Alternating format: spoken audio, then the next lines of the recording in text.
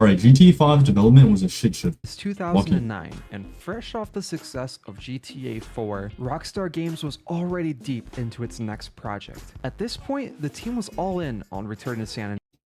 Yeah, I gotta say, I'm pretty sure that they don't really start the GTA things up until way too late. Like, they have 12 years in, like, beforehand that they could just start working on the game, do all that. They usually do projects in between. Like, I'm pretty sure between GTA 5 and GTA 6, they were doing Red Dead Redemption 2 and all that. They weren't really fully focused on GTA 6 up until, like, what, 2 years ago, 3 years ago, something like that. So, I mean, I feel like that's kind of the main issue. But honestly, GTA 5 turned out amazing. So, I mean, apparently it works out, but, like, I don't see how.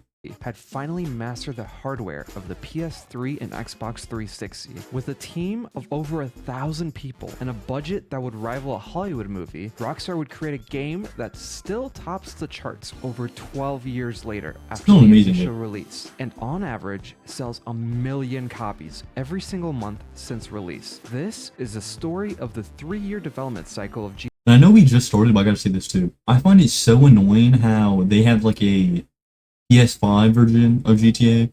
Like, this is what they did, right? I noticed this because I was trying to do it on my PS5. They changed it so instead of being able to just buy the story mode and online all in one, now you have to buy online and story mode separately. Or they at least had it like that for PS5, which is so dumb. Why do you have to pay like $40 to get normal GTA story mode and then more for online version when it's the same game?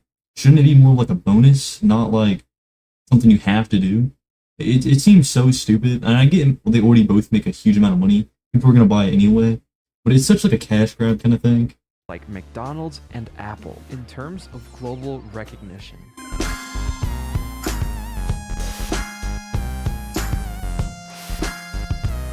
I really hope this ain't helping.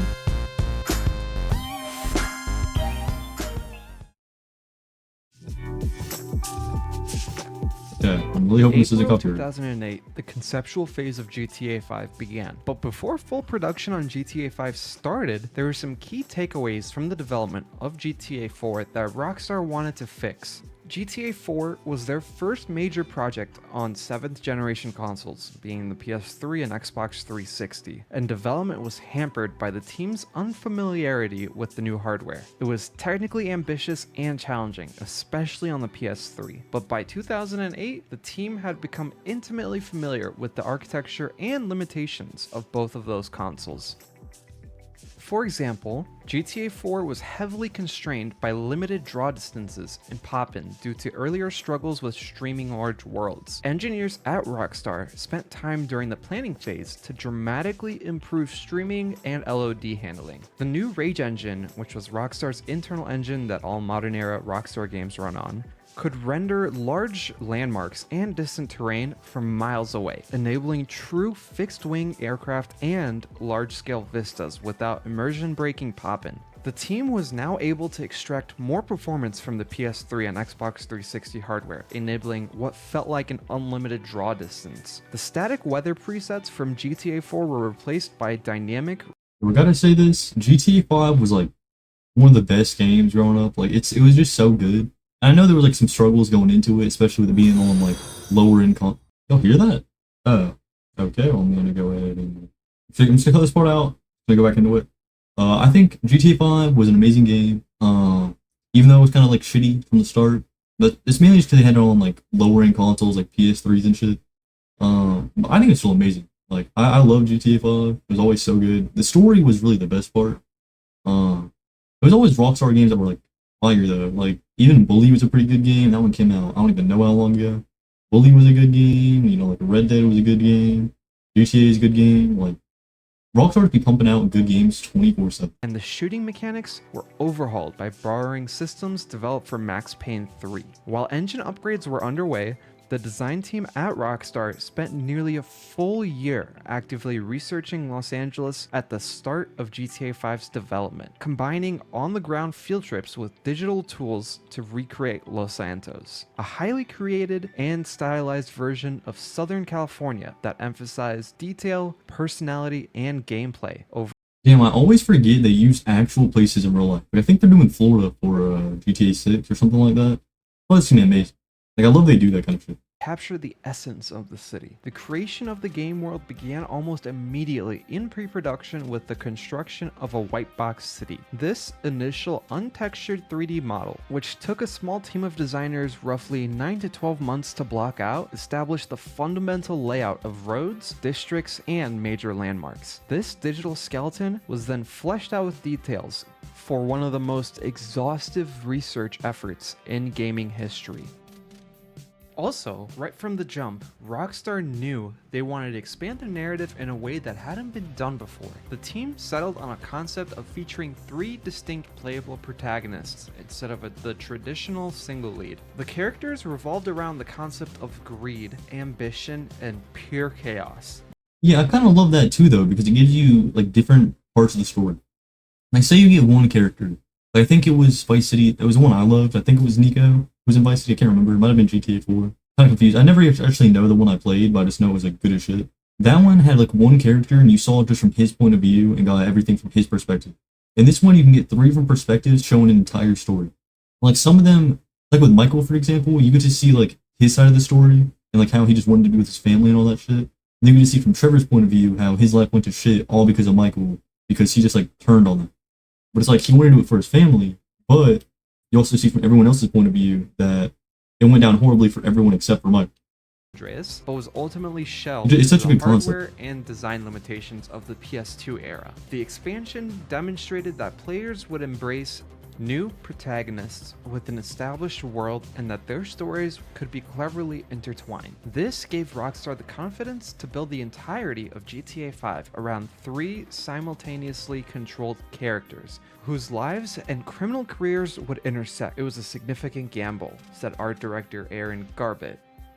He also acknowledged that there would be internal concerns that such a drastic departure from the series' established formula might backfire. However, the creative leadership believed it was the key to moving the franchise's storytelling into more original territory. Additionally, GTA Online was developed in tandem with the single-player story, but was always envisioned as a distinct experience. The initial design vision, according to lead mission designer Imran Sarwar, was to expand on the concept of the single-player heists to create a deeply cooperative experience where each players of a 4-man crew would have a critical and unique role to play in the outcome of a complex, multi-stage mission. Right off the bat, GTA 5 hit the ground running. The first year and a half of development involved preliminary, conceptual, and planning phases, addressing GTA 4's technical limitations, dramatically improving the Rage engine for better streaming and draw distances, implementing a dynamic weather system, overhauling shooting mechanics.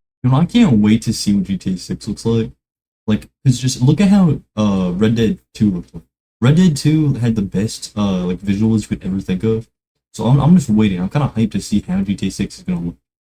I don't think the story is gonna be as good as GTA 5 because I don't see how you could beat that. Especially like, they're not gonna have it like a Trevor, so it's not gonna be the same. But I feel like it's still gonna be the visuals gonna be really good. Like just how they did with Red Dead 2. I'm excited. Like it's gonna be so good. To feature the protagonists and create the frameworks of GTA Online. The bones of the game were starting to take form, but there was still a lot of work left to be done in the next 2 years. But before we dive into what happens next, Okay, sorry, I gotta skip this.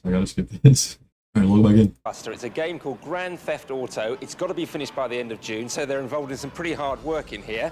It's all about a car chase through the streets of a fictional, probably American city. Here are some of the maps they've been working on. the core development of GTA up until this point was spearheaded by Rockstar North in Edinburgh, Scotland, which had a core team of roughly 360 individuals. However, with the scale and complexity of GTA 5, Rockstar and Take-Two took a different approach during the development of the game. Instead of one studio working on the game, Rockstar would have all of its studios building out the next entry. As of 2025, there are currently 10 active Rockstar labeled studios, each focusing on a different part of game development. For GTA 5, the studio broke apart various subtasks to individual studios. Yo, kind of fuck with that though. They're putting like all they can. They're putting all their manpower behind the game, so it's gonna come out even better. Instead of them having like one studio that does individual things per. I'm pretty sure Xbox was talking about how they had so many. This is kind of different kind of thing, but they had so many like layers of putting out games to where like it was just kind of fucked. I feel like with an actual studio, that makes it so much easier not having that because you have an entire studio that's dedicated to one thing. I feel like that makes it so much more simple and like more efficient. It makes it more efficient.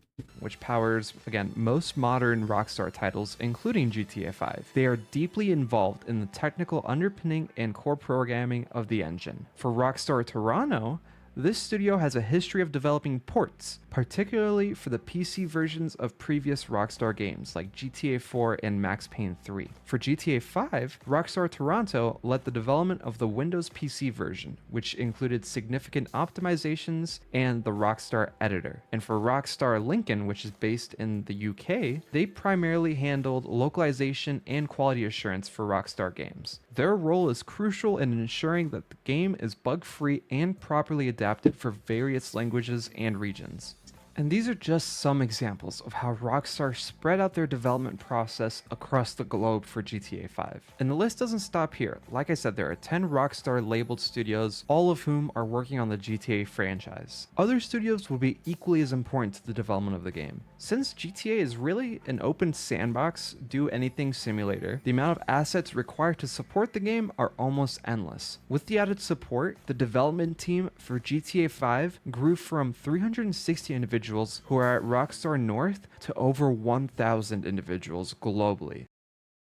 Hate me because I'm beautiful, nigga. Maybe if you got rid of that old yee ass haircut you got, you get some bitches on your dick. On October 25th of 2011, with no prior warning, Rockstar Games announced the development of Grand Theft Auto 5. 1 week later, on November 2nd, 2011, the world got its first look at the game with the release of the debut trailer. Rockstar had a very uniquely established marketing strategy. They followed the initial reveal with a prolonged period of total silence, allowing speculation and hype to build organically. It was over a year before the next major piece of marketing arrived after the initial trailer. The game was still, of course, heavily in development, but honestly, it still looked incredible this early on. But it seems like their unique marketing strategy of pure silence also extended to post-release Q&A. Because based on all the research I've done so far, there really isn't much about the development of the game during the year gap between the two trailers. We have a lot of information about how the game started development and the initial years of development, but beyond this, it's still unknown. Presumably, Rockstar spent the next 2 years building up assets and bug fixing, alongside making the content roadmap for GTA Online, which I'll touch upon in a moment. But on November 14th of 2012, the second official trailer was released, but this time, Rockstar gave a tentative release date for spring 2013. This trailer officially introduced us to the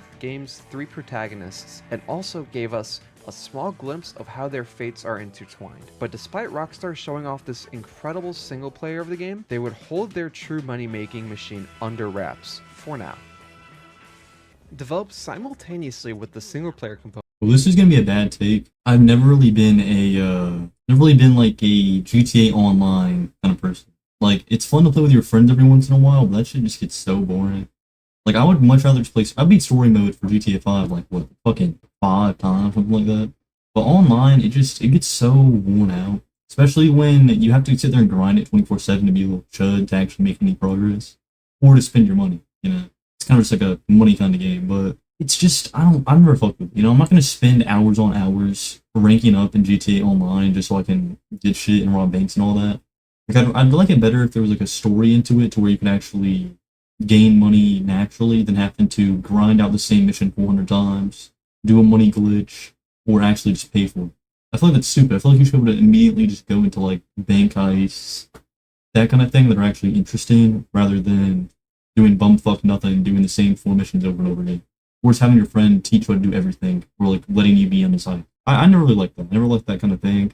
I mean, I guess some people do, but never been my kind of thing. 2 months before the events of the main game, it allowed up to 30 players to create their own custom characters and forge a career in the shared open world. The initial design vision, according to lead mission designer Imran Sarwar, was to expand on the concept of the single-player heists to create a deeply cooperative experience where each member of a 4-player crew would have a critical and unique role to play in the outcome of complex missions. Fueled by a steady stream of free, substantial content updates that continuously expanded the world and also was monetized by the optional sale of shark cards for in-game currency. This created a river of revenue that dwarfed what could have been earned from traditional single-player DLC expansions. Which is why Rockstar canceled the development of single-player expansions for GTA 5. During development, they had planned for 8 single-player DLC packs that would either be canceled or changed to be a part of GTA Online. This financial reality led Rockstar to pivot its post-launch strategy entirely, focusing its resources on the live service and cementing GTA Online as one of the most successful and influential games as a service in history. This success, however, was far greater than even Rockstar had anticipated, and it would have profound consequences for the studio's future, influencing the long development cycle of its next title and contributing to a cultural shift within the company. Never has there been an opening like this in the entertainment industry.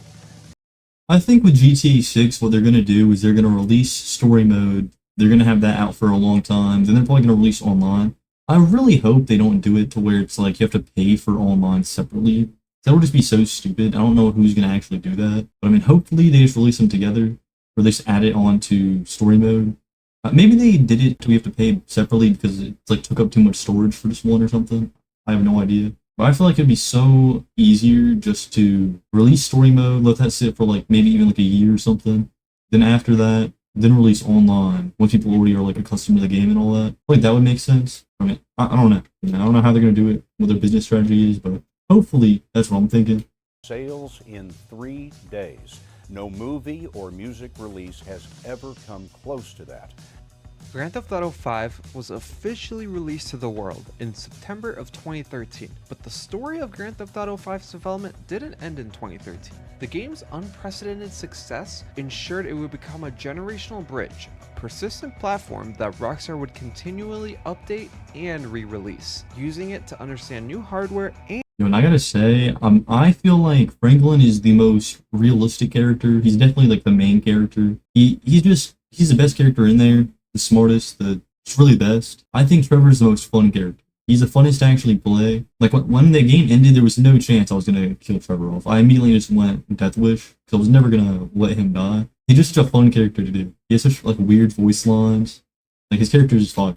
the It suits PC the version game. of GTA 5 had yet to be released, as it needed more time for bug fixing and support for the variable hardware requirements of PC gaming. Alongside the PC release, we would also see upgrades to the next generation of consoles, the PS4 and the Xbox One. But the delay of the PC release of GTA 5 was a blessing in disguise for Rockstar. While they had initially missed out on PC sales by not having the game launch alongside the Xbox 360 and PS3, they hit an unknown goldmine. Players were buying multiple copies of the game across generations solely because of GTA Online. In fact, as of 2025, almost 40% of all copies sold for GTA 5 were sold to people who had already owned the game, and 7.5% were from people who had bought the game on a third platform. Because Well, I also gotta say though, I'm sure that happened because for one, people get banned.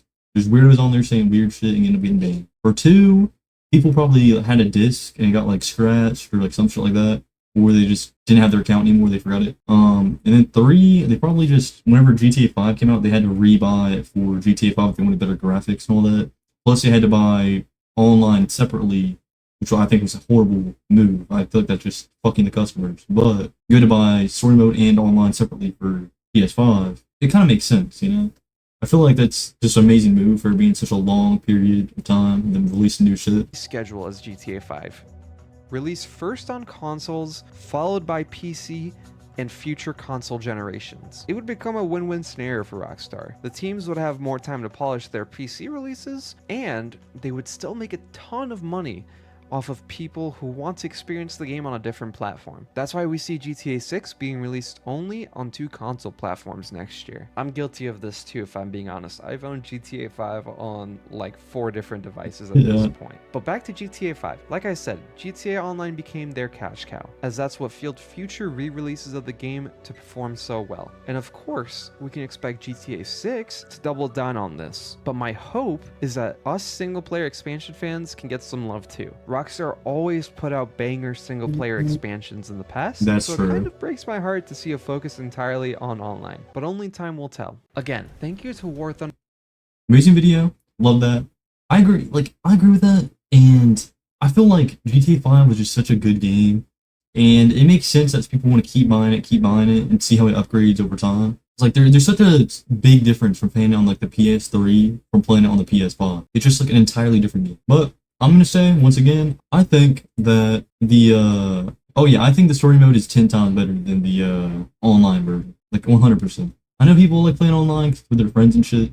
I think the story mode just has the most amazing story for GTA 5. I think the same thing about Red Dead 2. I think it has an amazing story and just fits it so well. That's why I always like Rockstar games. Even shit like Bully, an older game. They're just so good. Yeah, y'all make sure you like, subscribe, TM Films, and let's get into the next one. Alright, TikTok is still destroying hobbies. Lock in. Out loud. Retailers and resellers are ruining hobbies. I kind of realized lately that I have no hobbies or interests. I'm 30. I have no hobbies, friends, or family. My career is my whole personality. It is so crazy to me just how many people really do not understand the concept of resisting overconsumption. Hobbies are what people used to do when they were bored. I haven't been bored since I got a... Yeah, it's turning less from hobbies and turning more on people just scalping, getting as much as they possibly can, and then reselling it, and then it just dies off. That's becoming on like TikTok hobbies. Then also it's kind of like fucking hobbies over because they're like, you always see videos of people just shitting on people for their hobbies and shit like that. Or they'll just, everybody wants to LARP it. They want to become that. They're like, oh, look, I like this, when they just clearly don't, and they've never used it in their entire life. It's always it. It's always TikTok people, it's always people on there. That shit's so annoying. I'll do a random side quest without trying to monetize it. Basically, all I do is work, and when I'm done working, I'm too exhausted to do anything else. Do hobbies even exist anymore? Recently. Go ahead and say yes. I think hobbies exist, but it's like less of what they used to. You used to have hobbies of like going and playing pool, bowling, like maybe like if you're rich, golfing, things like that. Now people, their hobbies are playing games, watching shows, watching anime, like doing shit like that, maybe watching movies, some like sports, maybe, things like that. They don't really have like as many hobbies as they used to. It's more just like basic kind of shit that everybody does. What do they do for fun? Initially, they ignored my question and we just moved on with life. Fast forward about 2 weeks later, the same person came up to me and said, you know that question you asked me? I've been thinking about it. I honestly had no clue what they were talking about at that point. My brain struggles to remember details from 5 minutes ago, let alone 2 weeks. They then clarified that they were talking about when I asked them what they do for fun. And at that moment, it struck me as kind of odd that someone had to spend 2 weeks thinking about what they do for fun. I feel like that's something you should almost know instantly. It should be like an instant response. So I started thinking about what I do for fun. And after a mind-numbing 30 seconds of thinking, I came to a pretty clear conclusion. I don't know what I do for fun. Do I do things for fun? I guess I don't have fun. While I do know that I technically should have one, I couldn't think of a hobby in that moment that I do for fun. That's when I went to the place that everybody goes to figure out and solve all of their life problems, TikTok. Ooh, and I realized this is something that a lot of people feel. Everyone's coming out as like having no hobbies and interests, and I love it. I've been waiting for this moment. Whole life, I've always been like, what do people do in their free time if they don't need something from Target? That's the only thing I know as my culture, as my activity. That's just fucking stupid. Like, if you do nothing else, that's sad. Like, I would say my hobbies, sometimes, play games, obviously. I wouldn't say streaming is a hobby. Well, yeah, I would say it's a hobby. I still do it kind of for fun. Watch YouTube, talk to friends, that kind of thing. Sometimes, rarely, occasionally I'll watch anime or something. Never mind, my Chainsaw Man thing right here. It's under my webcam, I'm using it. But I have a whole thing of manga right here. So, have that. Got a cool little Chainsaw Man figure thing going right here. It has spiky saw thing right here. It can just stab you. But yeah. So I feel like everybody has some hobbies. They're just more chud hobbies, so you don't really count them.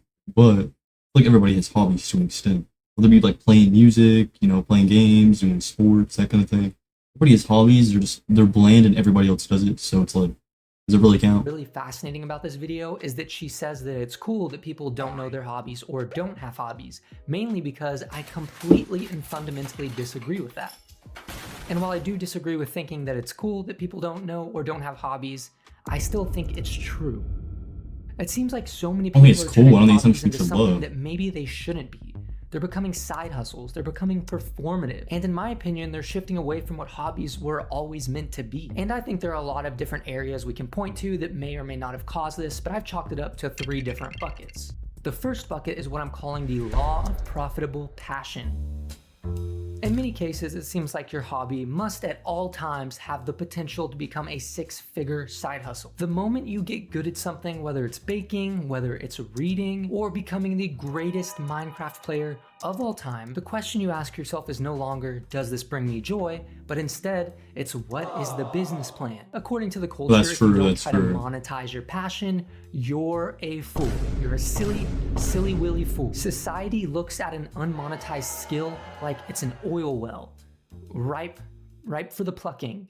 I don't even know what that means. In many cases, you're not just a person with a hobby, but you are a pre-entrepreneur, a small business that's just baking in the oven. And you not capitalizing on the ability to monetize a hobby is sometimes seen as a moral failure. Here's how a 28-year-old woman with only $100 in her bank account turned that into a multi-million-dollar side hustle. Shut up. Okay, like, but let's not sit there and talk with the food in your mouth spitting out everywhere. That I hate that. Why is that necessary? Why do you gotta be sitting there talking with food in your mouth just everywhere? Well, that's nasty. Don't do that. Like, no, let's not. If your primary goal is to monetize your hobby, you naturally have to sacrifice your authenticity in the process. You're no longer a pure artist, you're a business. Your passion stops becoming about making art and it starts becoming about making money. So on one hand, you have to be profitable, but then you also have to look like the thought of money has never crossed your pure creative mind, which I could argue is pretty difficult to do that. And by definition, if you're prioritizing profit over passion, I would say that pretty clearly leaves the realm of hobbies. The second bucket is what I call the performative mandate. To me, in many cases, it seems like your hobby isn't about what you do, but what you look like you do. Does your hobby have a core aesthetic, or does it have some kind of trend behind it? Is it cottagecore, dark academia, goblin core? Which I'm gonna be honest. Oh fuck no, that shit's so stupid. Like, that's why I hate when people be like, they describe themselves in like a certain I don't even know how you like put it, like in a certain category. What would be a good example? Like I'm alt, you know, I'm goth, I'm like what is the other one? Vanilla. I don't even know what you call it. When they put themselves in categories, but it's like you're your own person. You're not gonna be the same as everybody else in that category. So why put yourself in that category? I guess some of it has to be like some kind of political kind of things, but I feel like you should just state like your political thing rather than putting yourself in a category with everyone else. Because nobody in that same category is going to be the same, and you're putting yourself with other people that could be like, they could be murderers, they could be bad people. So like what? And it's just kind of dumb, you know? Why do you have to categorize yourself and just enjoy life and then just do everything? Do a little bit of everything. Just dabble in everything. That's how I feel. Just don't put yourself in a category and limit yourself. If your hobby isn't supported by the algorithm, does it even exist? The act of journaling is now secondary to the planner haul with perfectly arranged pins. The joy of reading is overshadowed by the performance of owning the right books on the right shelf with the right filter, with a bunch of stacks of books everywhere taking over your life. You're being consumed by books. That's what it is. I'm gonna count this real quick. Go. Like, that's just unnecessary. Why do you need 40 books? Like, why? Just read one, enjoy it. Like, you can rent it, read it, enjoy it, take it back. If you really like it, buy it, you know? Why do you need an entire library full of books? I get, like, some of it's, like, aesthetically pleasing, that kind of thing, but you're being a LARPer at that point. If you're just having those books just for the look-wise, you're not even going to read them, you're LARPing. You're fake. You're not actually doing it for the joy of it, you're just pretending to. In these hobbies, it's about looking like you're participating in these hobbies. So much of this content seems to be focused on getting likes, shares, comments. Like, there's no way she read all of engagement that exists. It wants to grab it all and consume it and eat it. That's what it wants to do. This leads us to the third and maybe worst rule, the perfect hobby principle.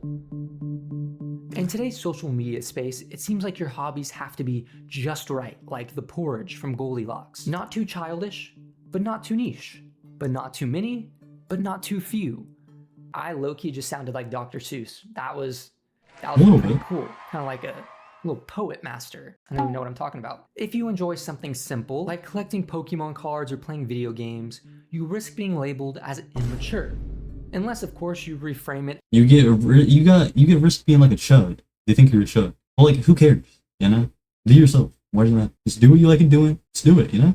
Like, who cares if they think you're shut out? It shouldn't matter. It really don't matter. You know? Just do the shit you like. Strategy, and you're called a genius. At the same time, if you have too many hobbies, you're unfocused, a chronic idea person, you're a jack of all trades, master of none. And in our hyper specialized world, it's pretty cringy. Okay, I was the kid that had to try everything growing up, so now I'm a grown adult with too many hobbies. So let's see, we can go to the gym. Afterwards, we can go watch anime. After that, maybe we can go cook something because I love to cook and bake. Right? It's amazing, fantastic. This is just normal tasks. All the good stuff in it, not like the fitness recipes. Yet, if you only have one hobby, or if you have none, it's just normal boring. shit. You're super. Okay, I understand what she's saying, but you're saying you go to the gym, watch anime, and then cook food you have to eat to survive. Is this really too many hobbies? I feel like that's just what you got to do to survive. You're having some entertainment in there, but like, is it really that unique? Like that one wasn't that good of a. What's something you love doing? Eating snacks in between meals. In agrarian circles, they call that grazing. Oh, I did learn a new way to communicate. Like a new language? No, it's called voice to text, where you tell what your phone is gonna text. No hands. Have you read any new books lately? I've read audiobooks through my ears if celebrities do the word speaking. I would try painting, but I'm so used to my hands being free from the voice to text function. So the ideal hobbyist, according to the official I don't think hobby anybody's playbook, like that, is I'm a not gonna person lie. who has found a unique but not too weird passion. Something that they are exceptionally skilled at but act like they're a gifted amateur. They have an Instagram that is a masterclass in aesthetic curation but seem to spend no time on it. They make a healthy income from their hobby but would do it for free. They are, in essence, a walking oxymoron.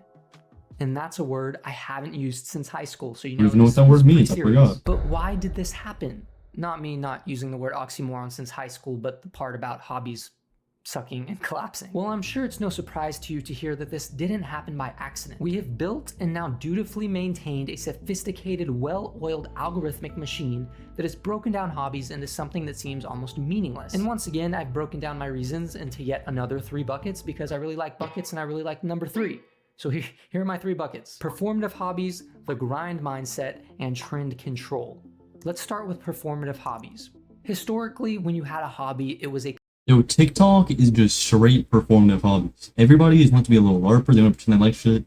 Like Logan Paul pretending he likes One Piece. The fuck you don't. No, you don't. You're LARPing. And I hate the word LARPing turned into just like the same shit as being a, what's it called? I can't remember the word anymore, but we pretend to be something.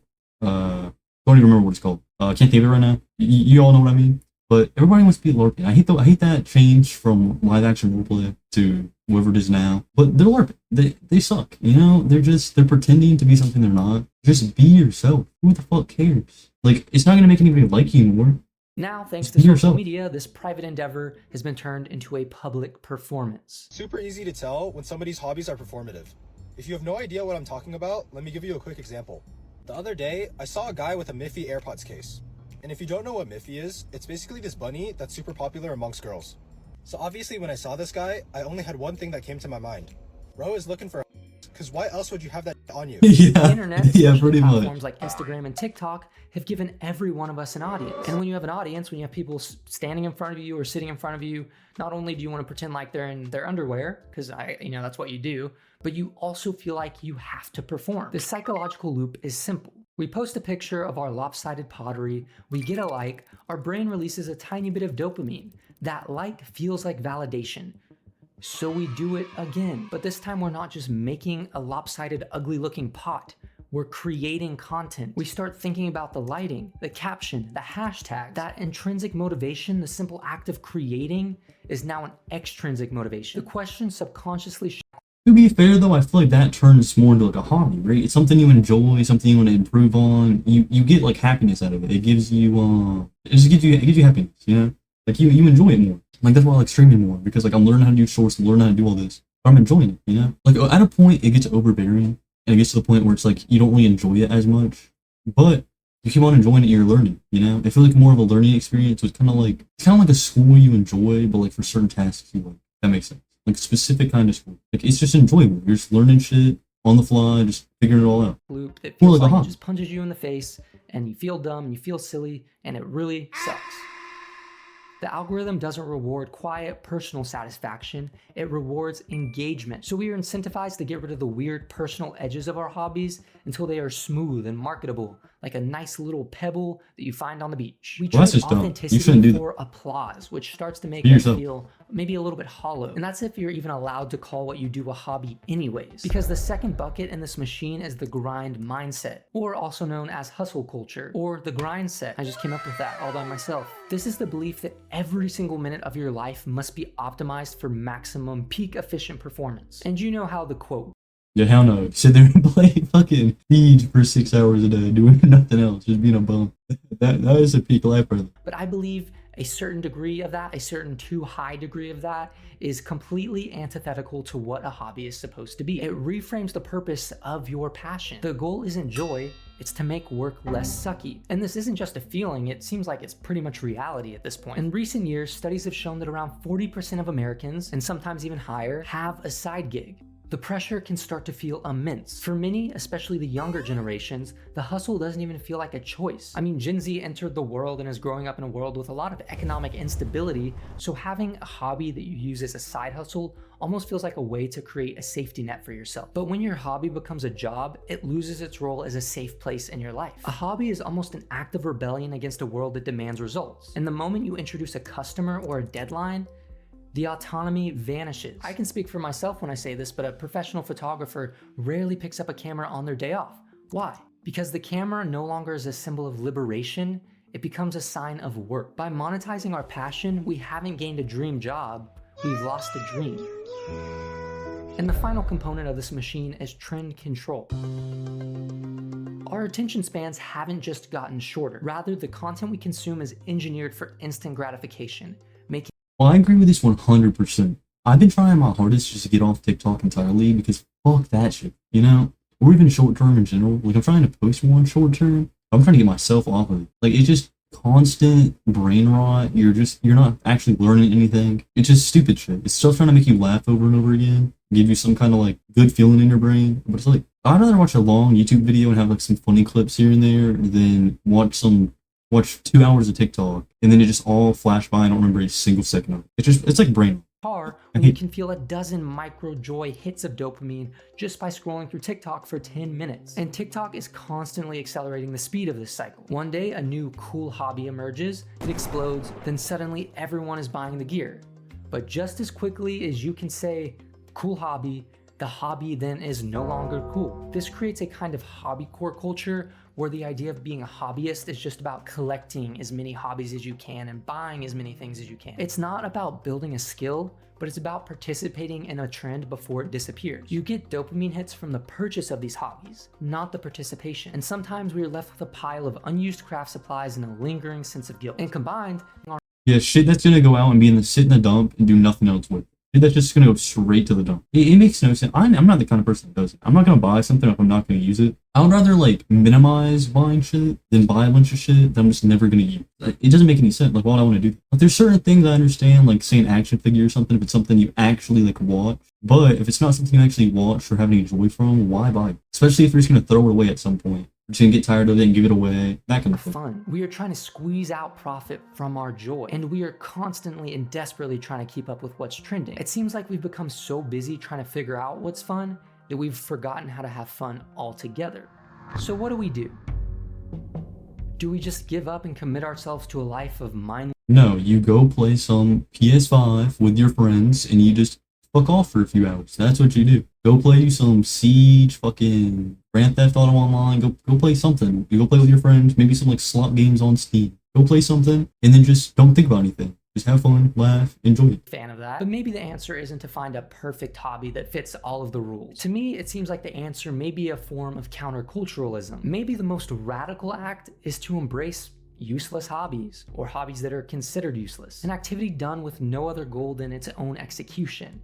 It has no deliverable, no KPI, no 5-year plan. Its purpose is its purpose. In a world of to be fair though, like even if you're playing a game, right? Like I guess this kind of doesn't count as delivering something, but like say you're playing some kind of game, you're gonna be going for the rank. You're gonna be going for like so you can brag about the rank. So I mean, it's kind of like almost anything you do, you get more joy out of it if you're completely.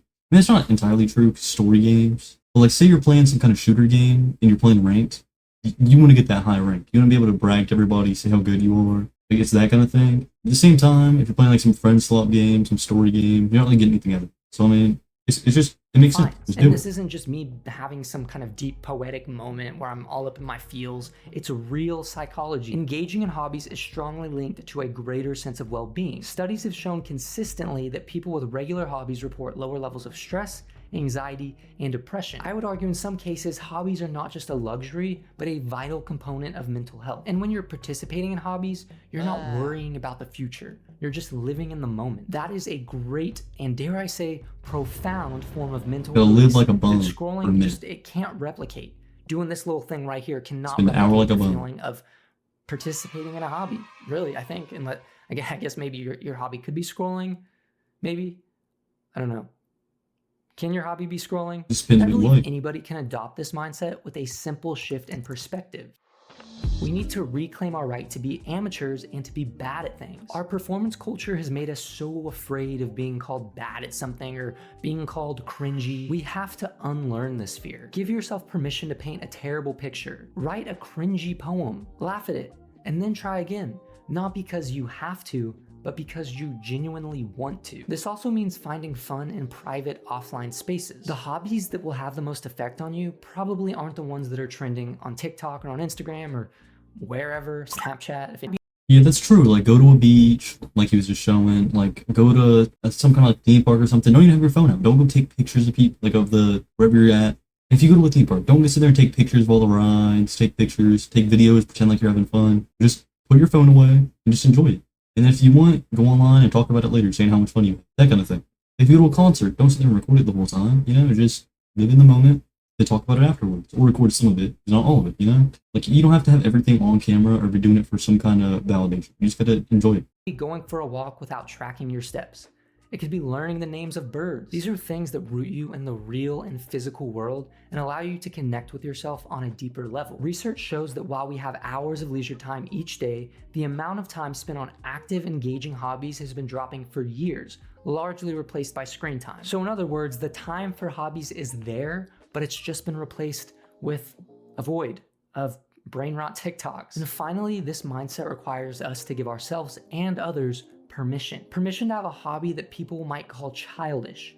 Because I don't know, maybe I'm crazy for thinking this, but I don't think joy has an age limit. We need to give each other permission to have whatever hobbies, permission to never make a single dollar from the thing you love. So I think we should ask ourselves, what's something we've always wanted to do? What's a hobby we've always wanted to participate in, but maybe we've been too scared because we don't want to be bad, or we don't want to be cringe, or we don't want to be unproductive? Think about what that hobby might be for you. And something I've realized about all of this is there is really no wrong way. There's only your way. And the only requirement for that is that it just needs to be yours. I love that, right? It's such like a motivational kind of video. And yeah, it's true. You need to go out, like have fun with your friends, your family, that kind of thing, or like do things that you enjoy, you know? You don't have to always be like on screen time trying to get some kind of validation for someone. You just gotta enjoy shit, you know? It's your life and you're on a time clock. Why spend all like every minute of every day trying to get some kind of money, get some kind of something? You just gotta enjoy. You gotta at least have like half your life that you enjoy doing something. And I get some jobs you can enjoy, like there's an extent to that. But at the same time, like you gotta find things that you just want to do in private and just hang out. Whether it's like playing a game with your friend, being a bum, whether it's like going to the beach, you know. You don't gotta go to the beach because you want to like get some exercise or something. Like, yeah, that's a good factor to it. You don't gotta have that on your mind the whole time. You're just gonna be sitting there playing the waves, you know, making some kind of sandcastle, burying your friend. You know, you just gotta be enjoying it, making memories. Hey, love that video. Y'all make sure you like. Y'all make sure to subscribe. Solo Jordan. Let's move on to the next one. On Facebook Marketplace looking for a new car to buy when it started to recommend me food for some reason, and it turns out you just go to a random residential house to buy some retired aunt's homemade taco salad that has a 35% chance of giving you massive diarrhea. So I was like, I'm a hungry little guy, why don't I live off this food for the next couple of days to see maybe it's better than a restaurant, and let's see how much diarrhea this could give me. Yeah, I feel like doing this, you have like a 30% chance to just get poisoned and either get really bad diarrhea or get some kind of disease. Like, you never know if these people are gonna have like fucking herpes or something, and they're just like spitting in the food. You have no idea. It's such a bad idea to go on Facebook Marketplace for food. place with no like any kind of health regulations or anything like that. Like that's such a bad idea. Don't sell breakfast on Facebook Marketplace. It's usually something like this or corn and beans, but I did find this: mini pancakes and more. I don't know what that is. That looks disgusting. I just messaged Yo, that them looks and they like said, nuts. Are you interested? How many? how many? What do you mean how many? Do I ask for like 20 mini pancakes? I have a 50% chance of getting mugged, but I also have a 50% chance of getting mini pancakes. So I think my odds are pretty good here, guys. Yes, that's fine. Do you want 10 piece or 15 pieces? Yes! Yes, good! 15 pieces.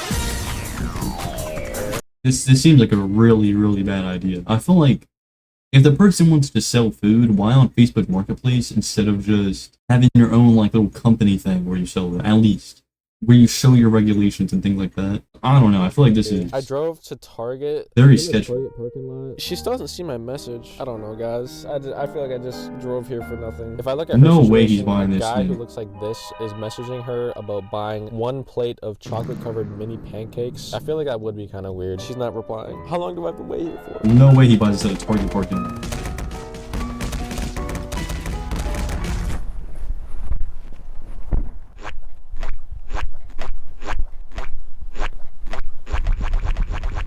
Hello. Thank you. Appreciate it.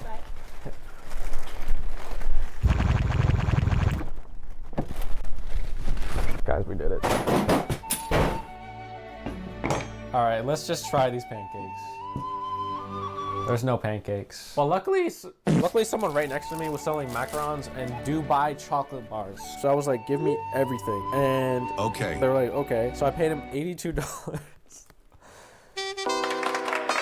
Oh, why would you pay $82 for some food from a random dude you've never met before? And it's not even a company. This is just some random dude making it. This could be actual poison. There could be rat poison in here and you would never know. This is the like worst idea I think I've ever seen in my entire life. This is just so bad. I'm gonna go pistachio. Is this gonna poison me? I don't know. Maybe.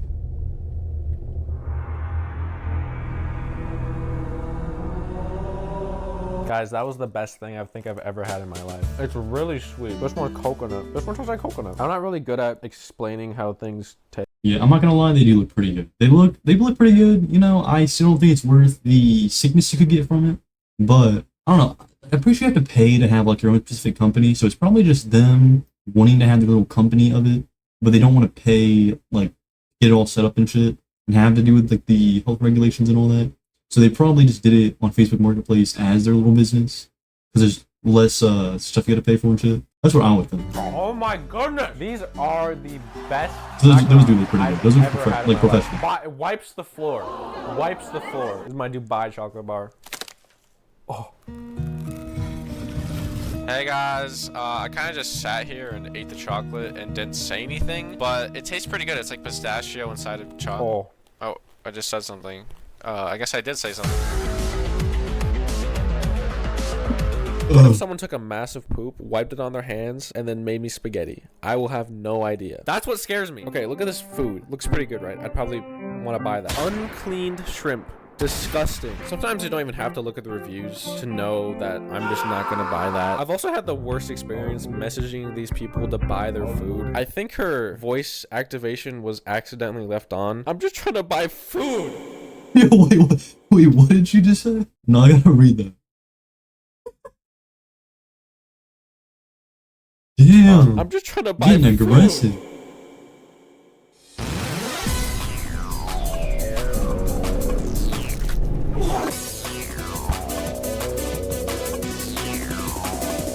$35? Yes. Thank you. Okay. Appreciate it. Thank you. I got the tamales, guys. I did it. I did it. I gotta go. I gotta drive now because I'm driving. This almost felt like I was buying drugs. Is ready, you order. Can I see a picture? There's a picture of my tamales. Okay, great. Are hot, ready for eat. Can you meet at Quick Trip? 12:15. Okay, perfect. Hey, I'm here. Can I pick up at door? 1 minute arrive. I'm here. White car. And then the sweetest Mexican mother you can ever think of. That actually just sounds like a drug deal. That sounds like you're picking some shit up. Yeah, I'm in the white car. Look for Tamales out, guys. I ordered the chili tamales. I don't know if they put chili in tamales. There's like green leaves in it. There's like green beans in it or something. Looks kind of good.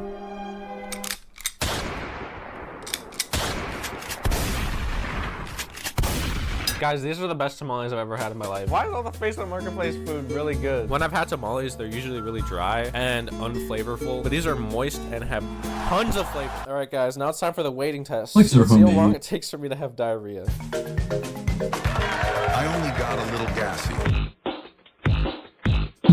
Why was the voice necessary? No! You guys like egg rolls? I'm getting egg rolls. These egg rolls have the best review. Ooh, that's gonna be good as shit. I love egg rolls. He's better fuck these up. I can already tell. I know a good one I will. We back. The egg rolls were made fresh and crispy, really good and hot. My purchase was perfectly as it was described. They're tasty. However, I did find one hair. A little Karen right there. Really good and hot. So delicious. Hello. Thank you. 50 egg rolls. Open a little bit just so that it doesn't get too sweet. Yeah. Damn, 50? We got the egg rolls. We got the egg rolls. It was so hard to resist the egg rolls on the whole drive back, but I resisted. I did not eat a single egg roll.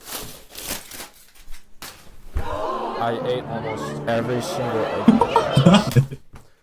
Just kidding, guys. I didn't eat any egg rolls yet. I ordered the party tray. But I thought he genuinely ate 49 egg rolls. I'm kind of a big guy. I'm gonna go in, guys. This looks so good. Do I go like this?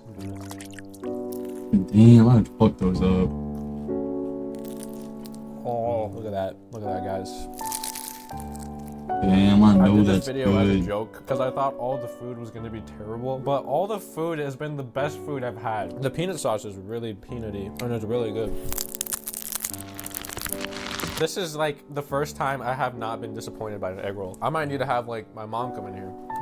Thanks. But yeah, your room looks really bad. You need to clean it. Okay.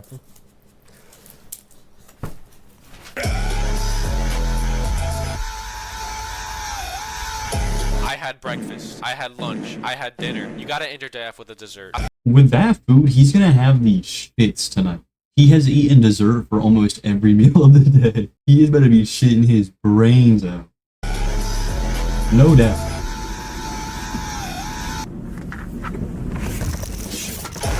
Hello. Thank you. Thank you. Alright guys, so Ooh. Let's say like and subscribe. Wait, how does she know that? How does she know I was making a video about this? I didn't even ask for this. Okay, I asked for this. I told her to. No, my spoon broke. Anyways, this is the chocolate with salted caramel. Why did he break this food? Is there like cheesecake in it? Damn, sounds better than it looks. Cake. Luckily, I'm going to the gym after this, so I ate like a third of the cake already. I knew to stop. This video started out as how much diarrhea I could get, but it's really just turned into me eating good food every time. Best macarons. Guys, these are the best tamales I've ever had. This is the best egg roll I've ever had. That's one of the best cakes I've ever had. I'm kind of surprised by the outcome of this video. All right, 3, 2, 1. Like, subscribe. That sounded really bad. I can't believe he ate all that food from Facebook Marketplace. Can you believe it? Off of Facebook Marketplace? What a silly little guy. Ha ha ha ha. What the fuck is that? What is with these little like AI things? Hey, to be fair though, I'm sure it's just like normal people trying to make a few. It's like a side hustle. They're making a little side hustle, so they're making good food, so you know how to cook. It can't be that much different than like an actual restaurant, except for the, you know, the health regulations. So it's still kind of a risk, but it's also like semi-professional making like homemade food, you know? And homemade food's usually the best. But make sure that y'all like, subscribe, Muffin Juice. Already reacted to like a bunch of his videos. I love this dude's videos so much. People on YouTube, make sure you like, subscribe, all that. And okay, welcome to some more Borderlands. We're able to beat it today, hopefully. If I can't, that sucks. Hopefully I can beat it today. We'll see. Yeah. Oh, I got a new hat. If you want to see that.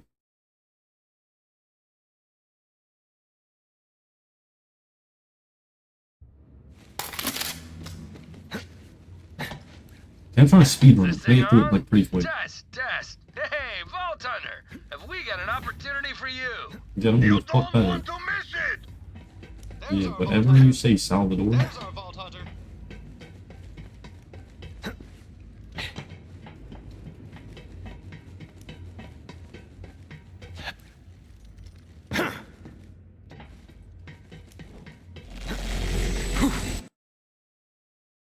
We're gonna be Sir Hammerlock. That's what we're doing. Beat the DLC yesterday on accident. Thought it was just a side mission. Beat the entire DLC. I had a cool little boss fight at the end. Oh, I'm not skipping. I want to see Sir Hammerlock.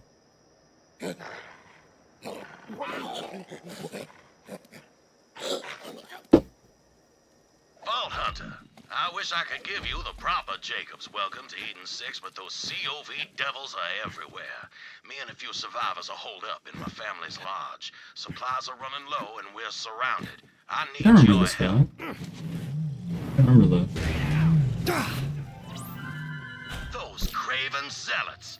Jacobs Corporation has survived for 300 years, but these COV devils have spread across the system like a damn plague. All under the orders of those rat bastard Calypsos. They murdered my father because he wouldn't hand over our vault, and now they've come for me. You suck at that! Give me order of put the door. When is that over?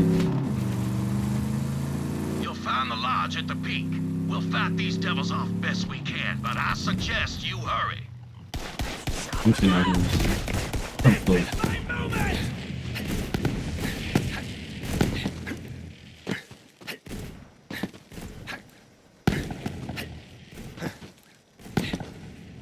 Love this game though.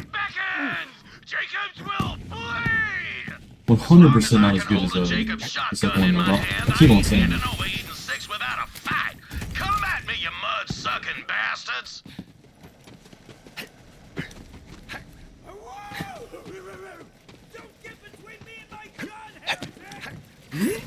Glad you're here. Not sure how much longer we could have held those COV zealots off. Not even there yet.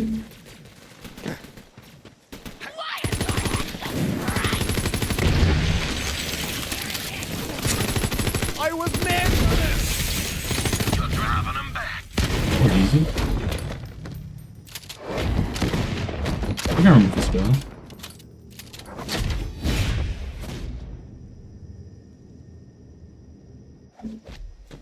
Vault Hunter, you just saved my damn life and I am in your debt. Let's talk. My name is Wainwright Jacobs, but I'm afraid my name's all I have left. Those devils have taken everything else. Well, come on in. Help yourself to some firearms. I salvaged what little I could from my father's personal collection, but he can't use them now. His twin Calypso devils murdered him and took everything from him. These are some pretty shit weapons. If you hadn't come along, I reckon I'd be in the mud too. I escaped with my life, but they captured my partner, Alistair Hammerlock. Those devils are holding him. Oh, I know they did not Hammerlock. The vault key, which is also why you're here, I presume. Bingo. That vault has been a family secret for generations. We didn't want our fair paradise to be torn asunder like what happened to Promethea and Pandora. Where there's a vault, there's always a war. But right now, I've more pressing concerns than my family legacy. Alistair Hammerlock, love of my life. If they kill him, I got nothing. Wait, they're dating? If my father was still breathing, he'd tell me to march right up to those devils and negotiate with the smoking end of a Jacob's firearm. So that's exactly what we gonna do. I mean, what I'm That gonna do. cult is holding Alistair in a prison called the Anvil. I already sent a team of mercenaries to break him out, but I ain't heard from them since. Rescue Alistair, and I'll get you that damn vault key. You in? Sure. Never been on the other side of a prison break before? All right. The team's muscle, codenamed Meat Slab, should be securing an escape route as we speak. That's a way He'll I'm be on near the this together. prison's front gate. Find him and get Alistair out of there alive. I'll hold down the fort and protect what's left of my people. Good luck. It's this one. Now, I'm not worried about Meat Slab biting it. He's more of a mountain than a man and much angrier. But attention span ain't his strong suit, particularly when there's punches to be thrown. You saying go this one?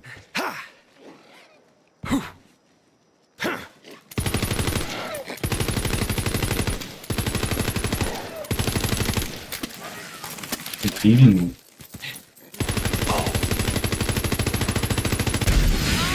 Oh shit. What weapon?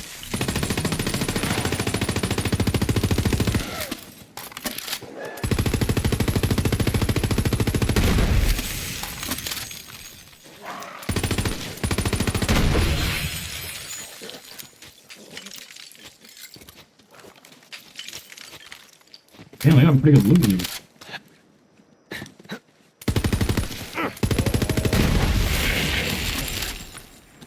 Ferocity's my name. There's another one? Ferocity's it.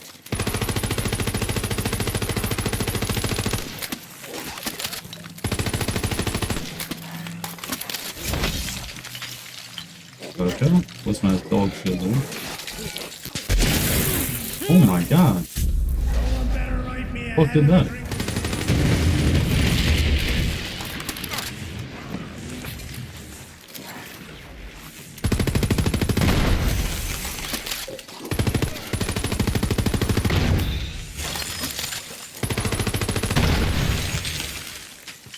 I'm out of ammo. Sucks.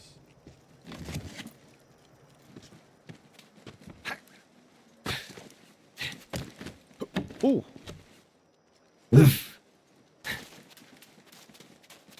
Just thinking I had to jump down here or something. I hope so. I always feel like it's kind of weird near the end of the games. You always have like this like really large open area. It just feels like it's not finished.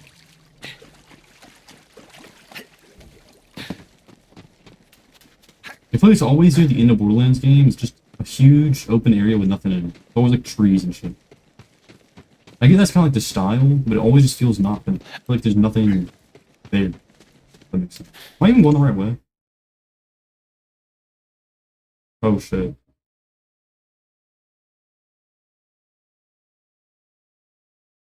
Damn, I would have to be down here. That was a waste. I'm trying to speedrun it. What'd you get into last night?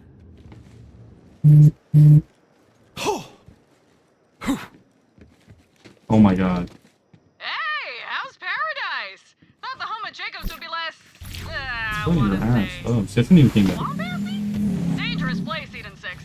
Reminds me of home. Anyway, the Melon One sponsorship was a bust, but we did take a page from Katagawa's murder diary. This time, I just bammed right in at dinner time and leached the CEO of Jacobs. Boom, done. Installed a loyal puppet instead, and she is a trip. Realize I just zone out when she she talks. manages the books, keeps the locals in line. It's just nice to see another rich bitch in charge, you know? You know. I really don't have. It's like you're a dickhead. A dinosaur? You can see that?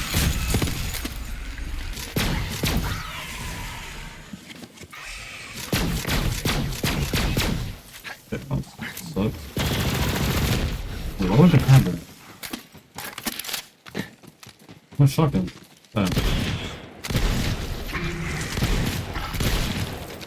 There we go.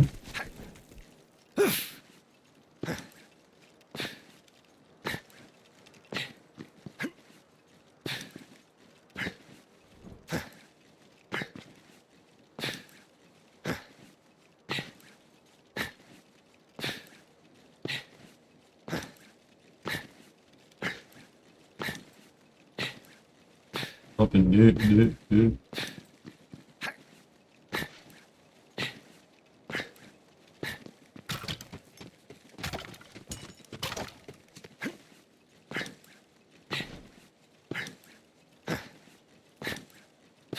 No, weird I couldn't bring my car in here.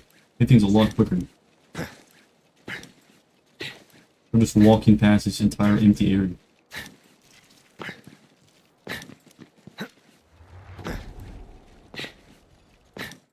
Okay. Finally here.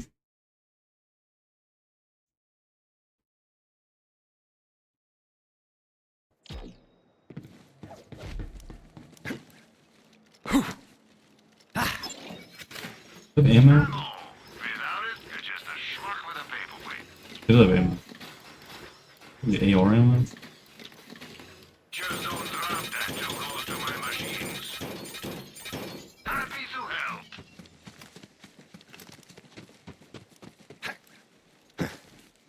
The team I sent in still isn't responding. Something must have happened. Get that gate open, Vault Hunter.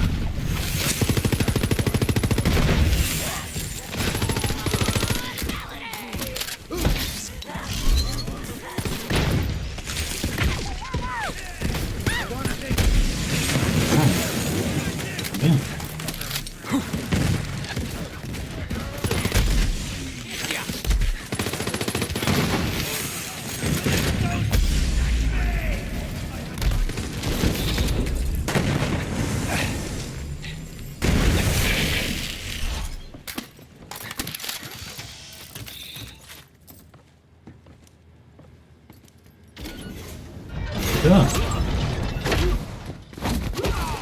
I definitely remember this dude.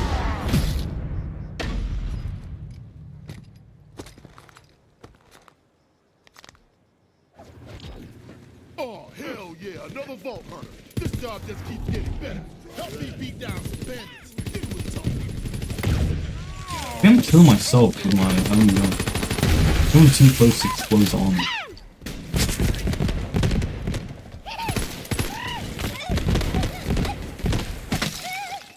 Okay. Get that rip.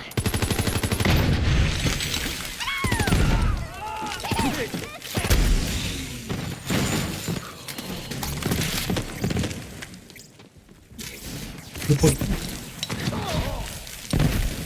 Need it. Cover me!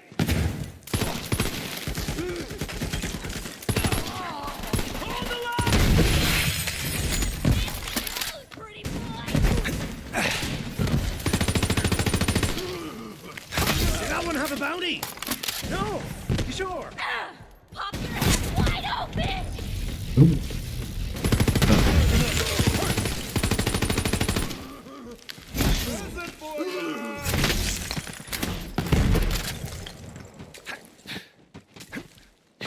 I'm seeing at least a little in there.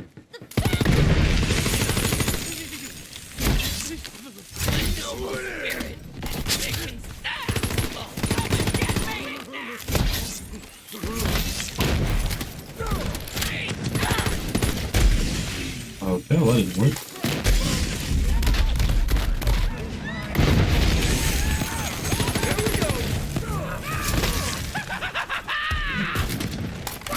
Did that work? Yeah, beat his ass. Attention, everyone! Vault thieves are here! Kill them while I question Machine Man about the vault key! Stay bloodthirsty! Oh yeah.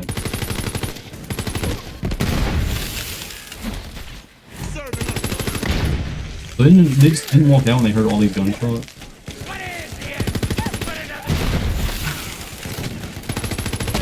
Remember my name, which is...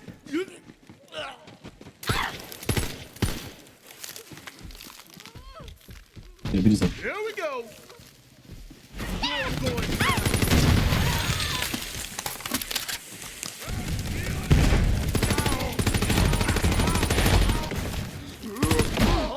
Oh shit. Got that break? Beat his ass. Treat it for me. Damn. I'm gonna break all the way. I need to start speedrunning. I need to start actually like, getting into fast pace. Oh shit. Go break, I'm right here.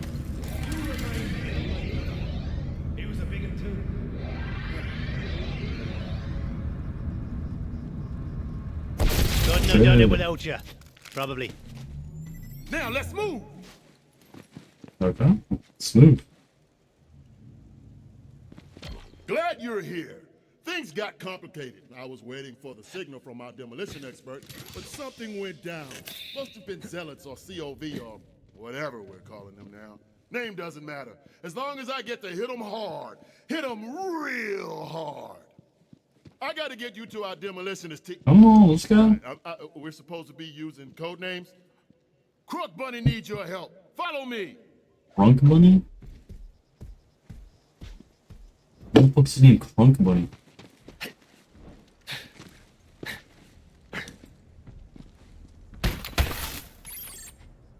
Okay. They call me the doorman and meat slab. I'm a lot of things. This way. I believe me slab.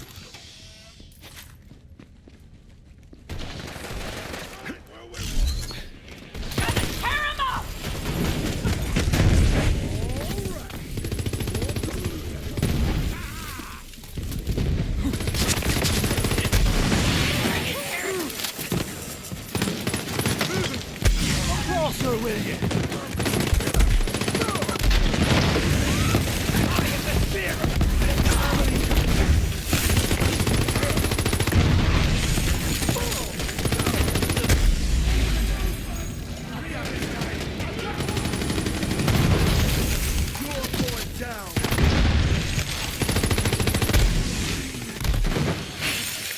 Trust me, and you're dead. Fancy that.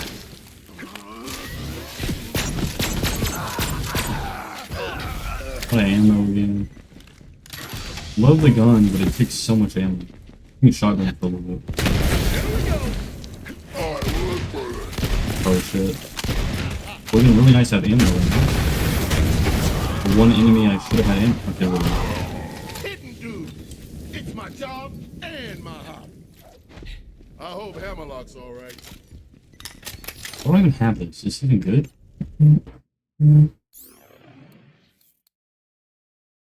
52. Hell no. Is that better? Long recharge delay though.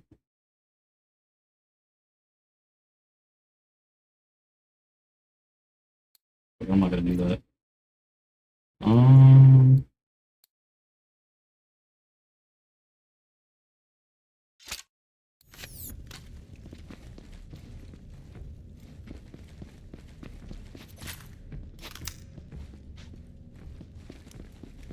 Sniper. Do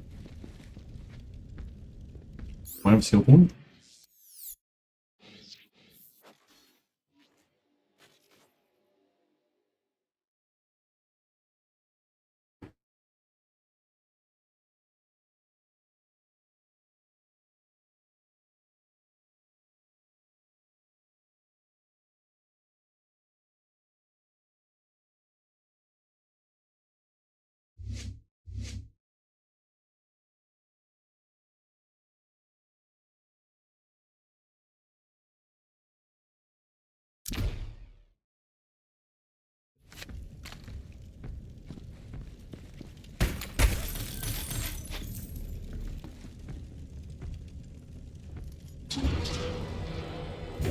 We're almost there, and trust me, you don't want to keep Crunk Bunny waiting.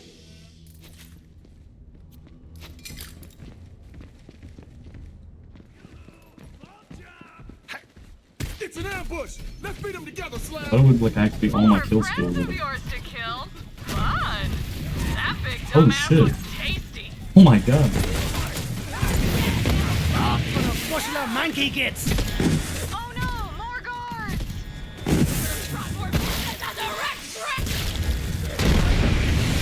What is one tap already? Man, I'm so fast. What's up?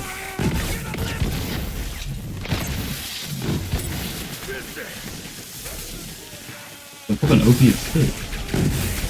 I'm gonna love this since the ball. Use the ball? Use the ball.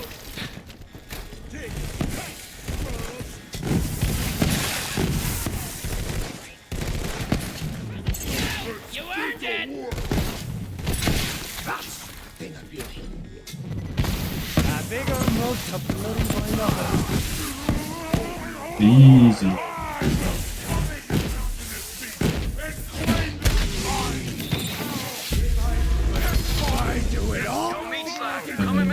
I got eyes on max security, but COV's heading my way.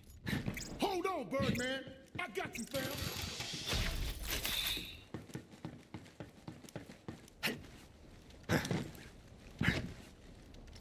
Where's he going? Provide some sniper ammo real quick.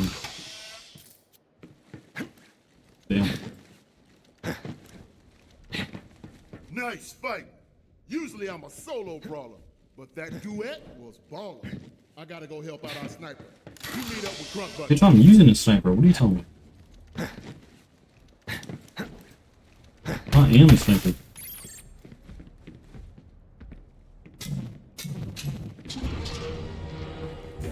Later!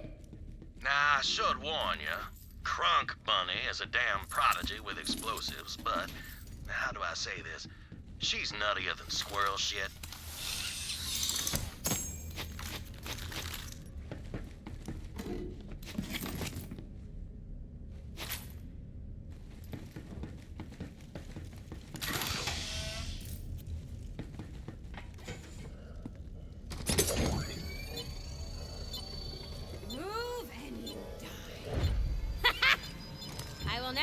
Oh my god, see, it's what's her name? You kidnapped my...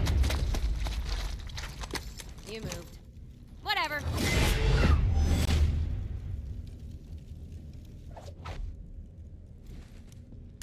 I remember her.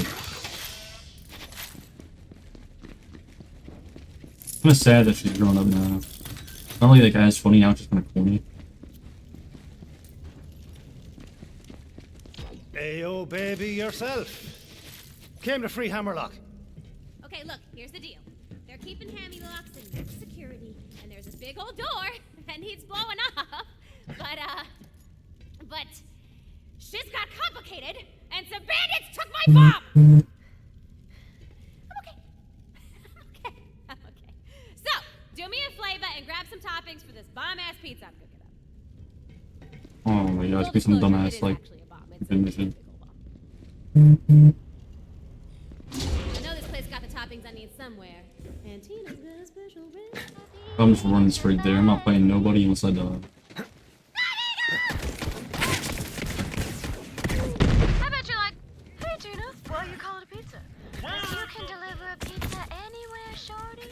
And people are like, ooh, is this a pizza? Splendid. Now scurry on, I shan't be tipping. And then I'm like, here's a tip. Okay, well, where do I grab it? Pizza's open doors. That's my point.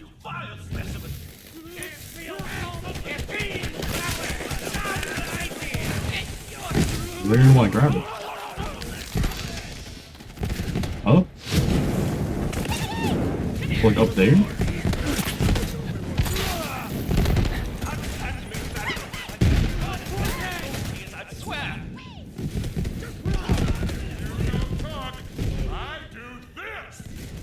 Okay, well, I guess I have to kill him.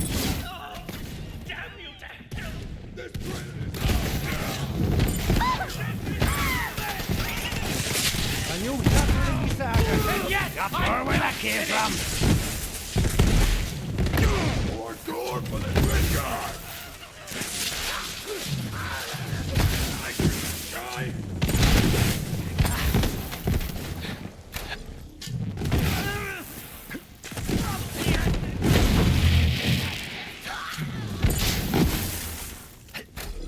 I have to kill them or not? Why? Ooh, also, we are gonna need a detonator for that bomb-ass bomb, boo. I call it ham in, bomb talk. And I know where you can get that. Oh, sweet, sweet piggy. You gotta kill one of them boom kiddos. The ones holding the bombs. They're my favorite. Ooh. Go get them wires, shorty. We call them onion strings in the biz. Long wires. What the fuck is she talking about?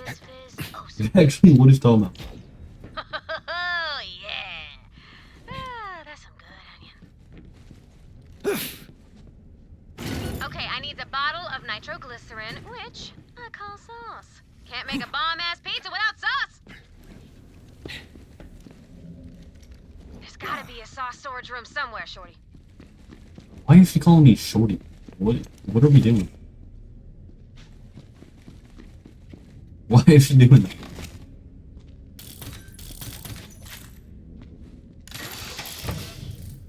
We're gonna have some sniper ammo while I'm here.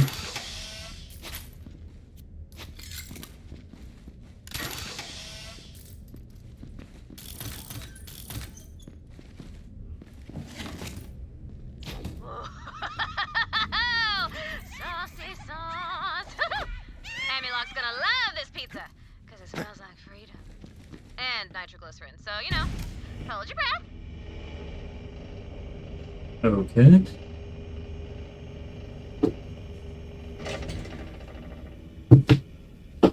Pretty wonderful, I guess.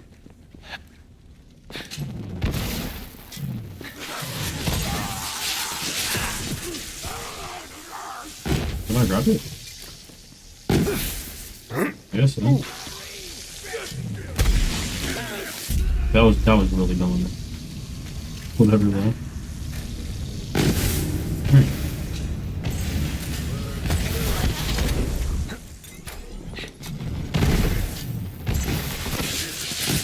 Bye bye.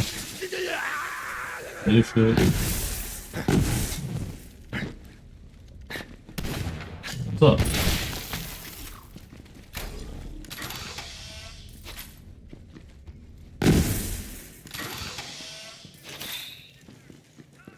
Hey, Sugar. Moxie here, and I've got a job for you. Oh, Those I'm Calypso sure. twins live for attention, right? So I say we take it away by turning their own broadcast towers against them.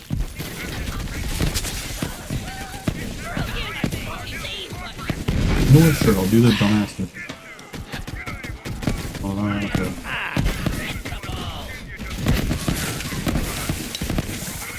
Ooh. Yes. Okay, can y'all chill out?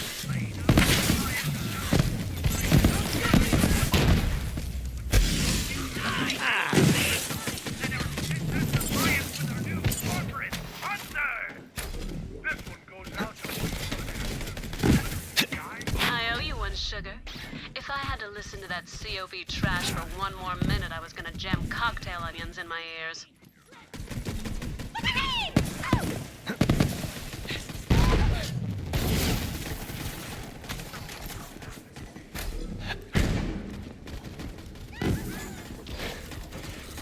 Okay, know that. Nice.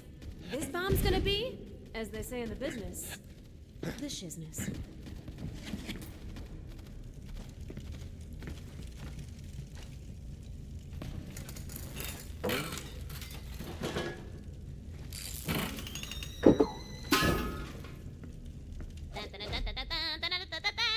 Here it is! Now deliver that pizza to my sniper man, who I like to call the bird. That's not my code name. Right, you right.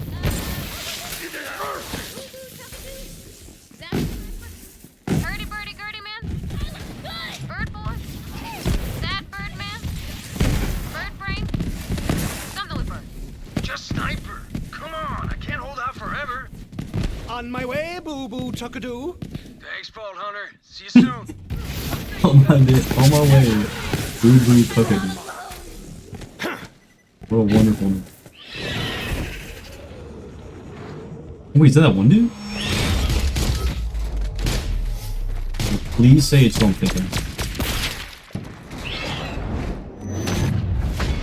Yes! Mordecai. Let's go.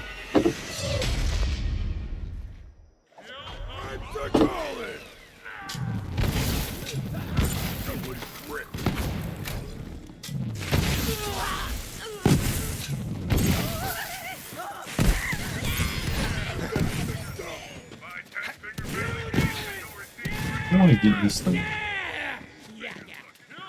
that a zip line right here? I'm the pig, and you're the mule. Ah. Damn. Okay. I really don't want to fall to my death right here. Did it work? Oh my god, I knew that should have been happen.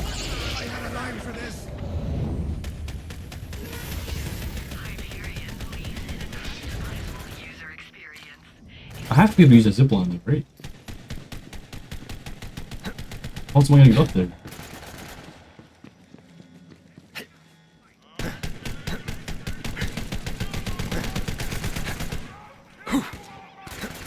Maybe not.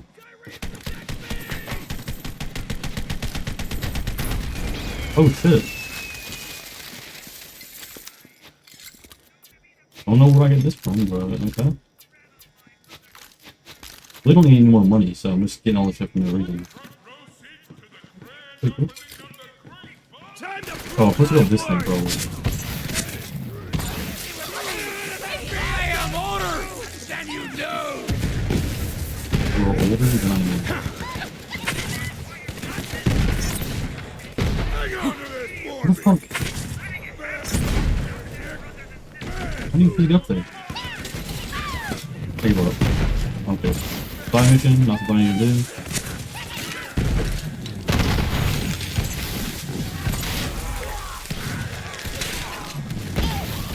Got any more for the meat grinder?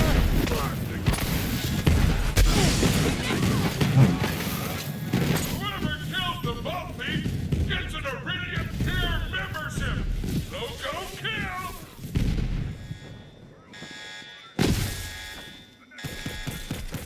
Someone's gonna fight murderers. Oh, what the fuck? What is killing me? The you? Oh. There's a ball thief in our prison. Somebody stop them. Ow! You're gonna kill you. Oh, friend. Delivery's on schedule. Hey, screw code names. How's our exit, Brick? Escape route is clear. Tina, you ready? Oh, it's time. It's time. It's time. It's pizza delivery time. Bozzy Bots, it's time. Deliver that boom. Hi. Now shoot that pizza. Do it. Do it. Do it. Do it. Do it. Do it. Do it. Do it. Do it. Do it. Yo, Vaulty Vault Hunter. Official Hamilock Rescuer. That's you now, boo. Hey, new promotion. Huh? You're moving up in this chain, my man. Corporate ladder and whatnot. Get it. You got this. What the fuck is she talking about? Excellent, a Vault Hunter. The lobster emerald. That means a good.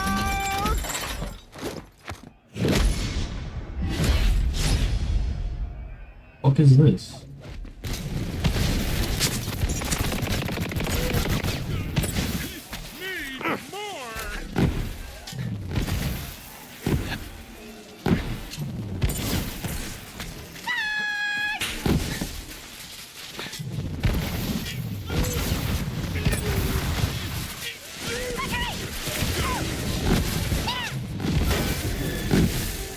They constantly keep letting you on.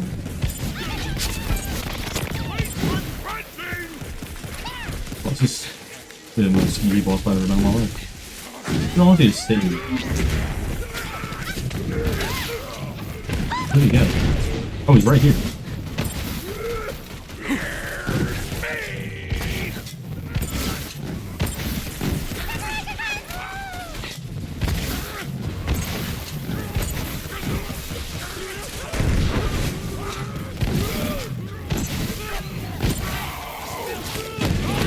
Pretty easy. Well met. Now if you could just lower the cage.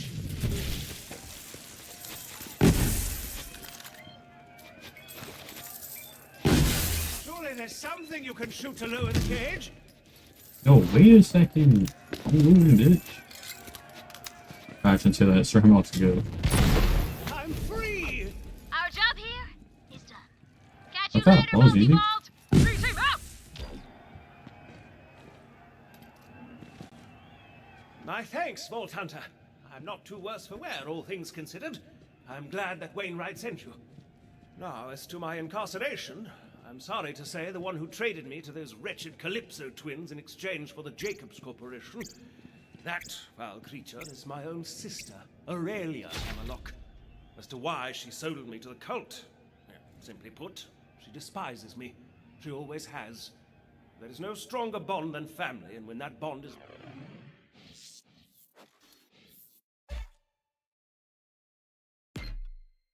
broken, no greater source of pain. Family's rough. I know how you feel. My brothers tried to kill me loads of times. Look who outlived them all, though. Indeed. I'll rest here a moment and meet you back at the lodge. Now that my safety is secured, I imagine Wainwright has already set plans in motion to take his family namesake. Ooh.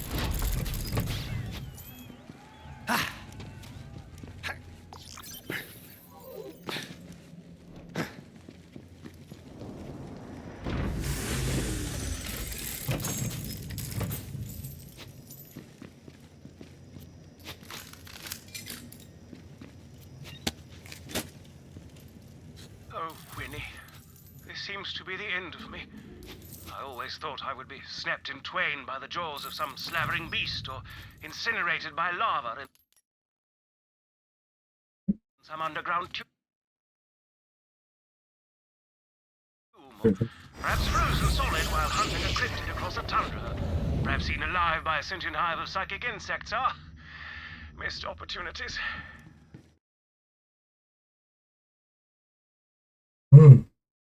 We're back. I really want to get this game done. I would love to just creeping speedrun it. Hunter, I am Baroness Aurelia Hammerlock, I don't give CEO a of the fuck Jacobs who you Corporation.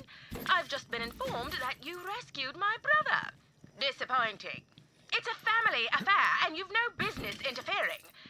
That said, Vault Hunters are nothing more than whores, so I will simply pay you to leave my planet. Come to Jacob's Manor to negotiate your price. Oh, and when you see Alistair, tell him I'm rich. Yeah.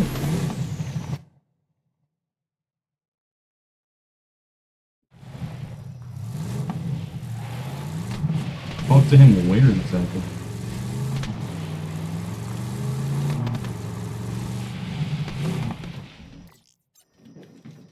Wait, did I like pass him or something? Probably drop pod, right? Oh my god, get out, please. Oh my god.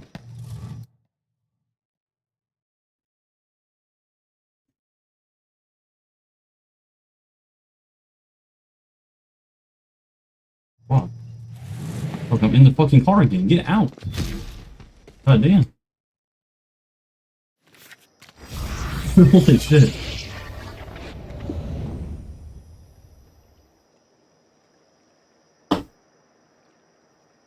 Looks like here, right?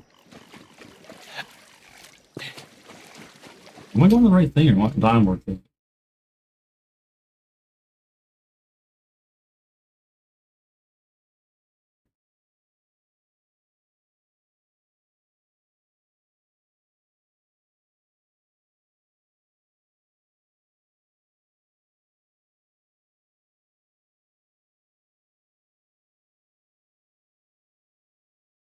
Can I go here?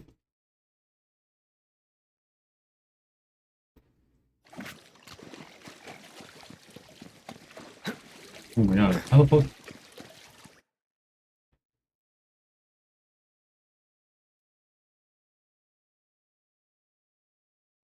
Maybe here? I have no idea. Where am I going? Okay, you're on. Vault Hunter, you magnificent bastard! You did it! Now I am truly in your debt. Vault Hunter, my sister contacted you, didn't she? Yeah, Aurelia wants to pay me to leave the planet. That damn harpy! Anything Aurelia offers in one hand is only to distract from the knife in the other. If you set foot in that manor, she will try to kill you. Which is why we're going. Winnie! Vault Hunter, you did right by us, prying Alistair from the fangs of those zealots. Now, Jacobs is true to his word. Like it had like a hair on my nose and I can't get it. Both you and I are going like an eyelash or something. Together. The key's been in my family for It's in her tickling my nose. The exact location, well, that's one secret my father took to his grave. You accept Aurelia's invitation and keep her distracted while I search the manor for the key. Another beautiful day in the military-industrial complex. What? Check back later for more What's wrong? What? Oh, it's probably quicker to just teleport back to the drop pod, right? Route running. You must meet with my sister. I shall speak plainly. Aurelia is one of the wealthiest creatures.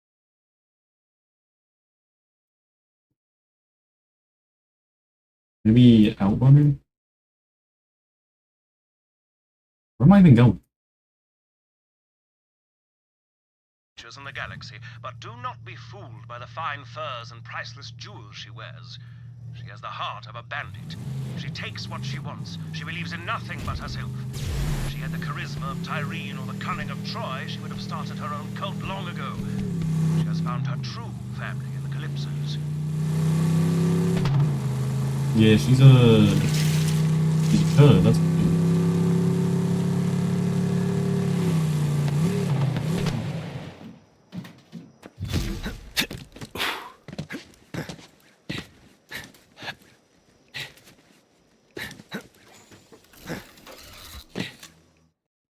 Okay, let's go.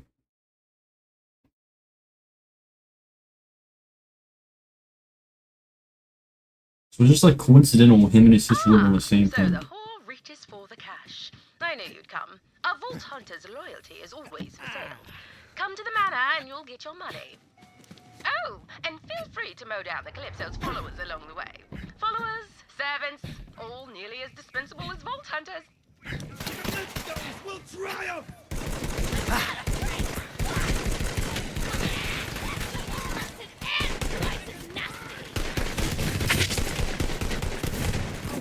I must say, I admire how the Calypsos convinced every illiterate piece of talking meat to worship them with blind devotion.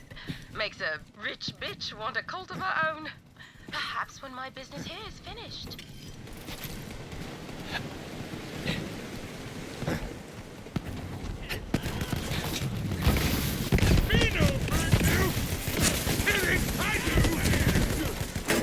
Okay. I'm nearly inside the manor by way of a rather tight underground passage. Jacob's estate has more entrances than a harlot at a bordello for squares, if you don't mind the tax. Speaking of suckers, while you distract Aurelia, I'll search the cabaret and the theater wing. My father had a study hidden underneath the stage. If there's a clue to the vault key, it'll be in there.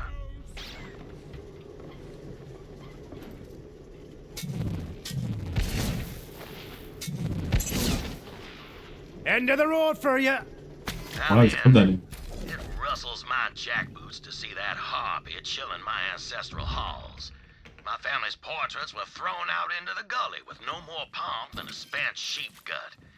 What I wouldn't give to introduce her to the business end of my shotgun.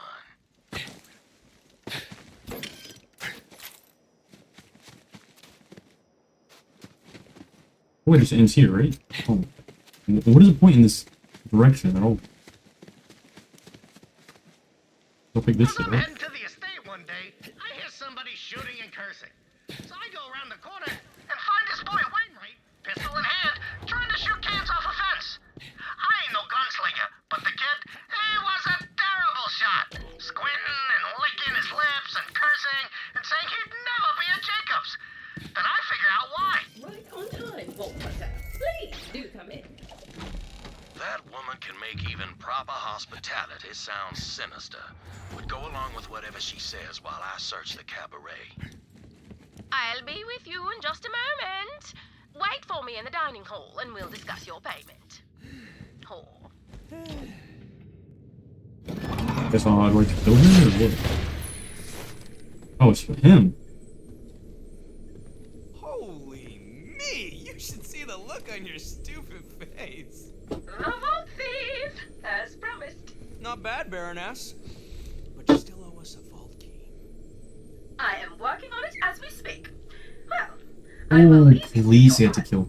Good doing business with you, Vault Hunter. This is awesome. We haven't really had a chance to get to know each other, huh? Ty's been doing most of the talking.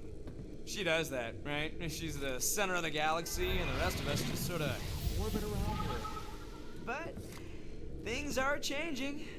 Freaking look at me! I've never felt this good in my life! Whoa! What is this? What is this? Your siren friend? She didn't know what she had. With this power, I can pull the stars out of the goddamn sky. Oh, his whole arm is Tyrene metal. It says just we looks should so let you keep weird. playing along. Yeah, a little competition gets our followers all riled up. But I'm not one of them. No, not anymore. And I'm done getting table scraps. Fill your hands, you zealot scum! Huh? Oh, I'm a gonna kill you! Come and get me, you rat-faced bastard! No fucking way we don't get to fight him again? Come the fuck on. You search the cabaret. I'll keep this punk-ass rat boy running around like a java with its bunghole on fire.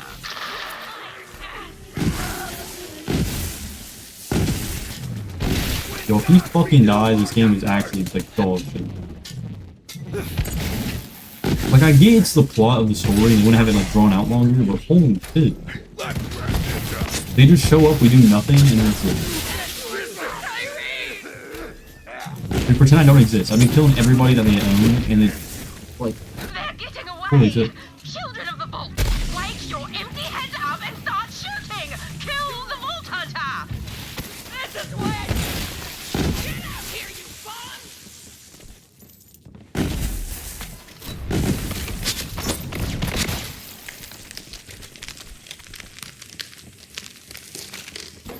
Well, ain't no work.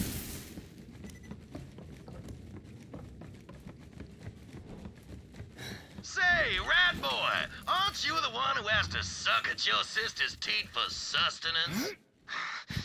Die in a gutter! I wish I could let you die in a gutter, but you know, this game doesn't want to let me actually ever attack either of them.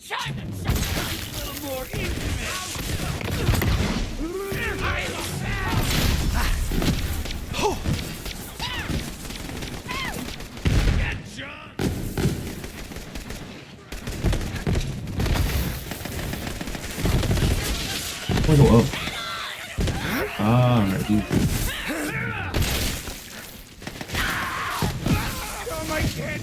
I was reborn! Get that hairy pig!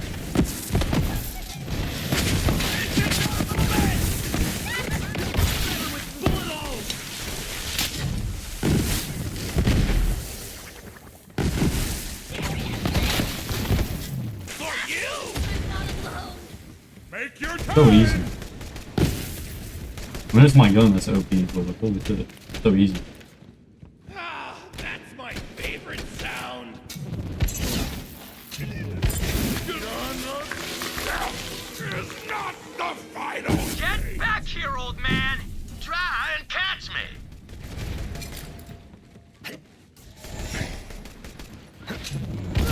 I recommend the fight today! I'm just scared to fight me, you know? Vault Hunter, the cabaret theater's up ahead. Push through! Hey, Vault Thief.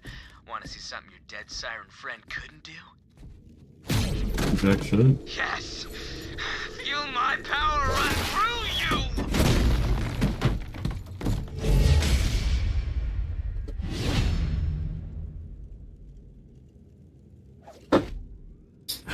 you! Wow, it's one of the easiest boss fight of my life.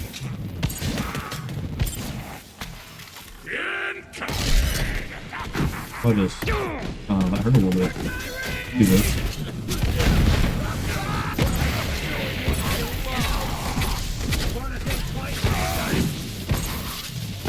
Wow, this hard. Whatever. Kill as many anointed as you want. I'll keep making them. My army is endless. But you know what? I've got more important crap to do. Right.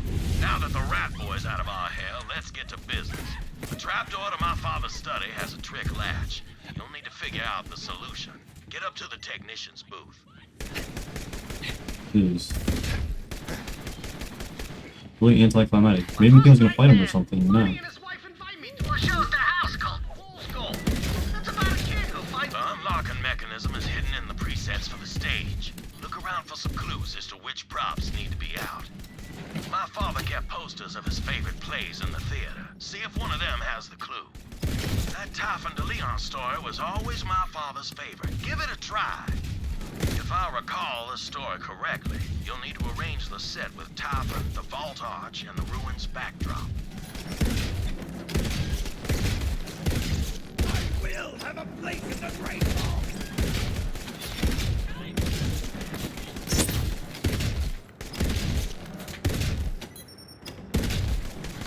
If I recall this story correctly, you'll need to arrange the set with Typhon, the Vault Arch, and the ruins backdrop.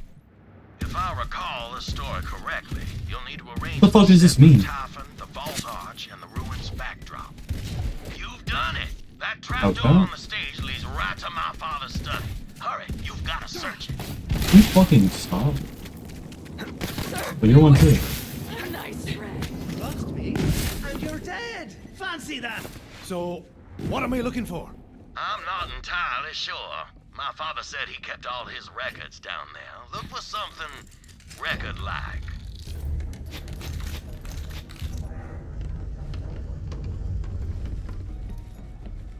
Of course, he meant record literally. That record's as old as Jacobs Corporation, and I got the only Ligno phonograph player in the entire system. If he wanted to leave me a message, The hidden wall, I can see it on the map, back to the but... lodge, Vault Hunter. Oh, that. Got it, boyo. On my way back. Okay. Yeah. I only need none of that. Leaving so Good. soon? Very well. Let me at least explain myself. You mean nothing to me, so I sold you to the Calypso twins. But so you know, I will get the vault key. Because I'm fuck you rich, want? and rich people But get what they for want. Yeah, nothing. I'm so close to beating the game. I'm a speedrunner.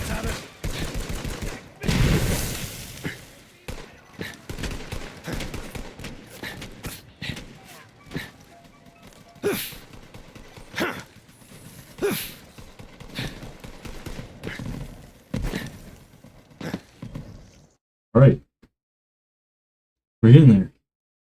Can't be too much left to defeat the final bosses. Like, tease me with it. Keep throwing it in my face and not let me kill him. Oh, wait, I can just, I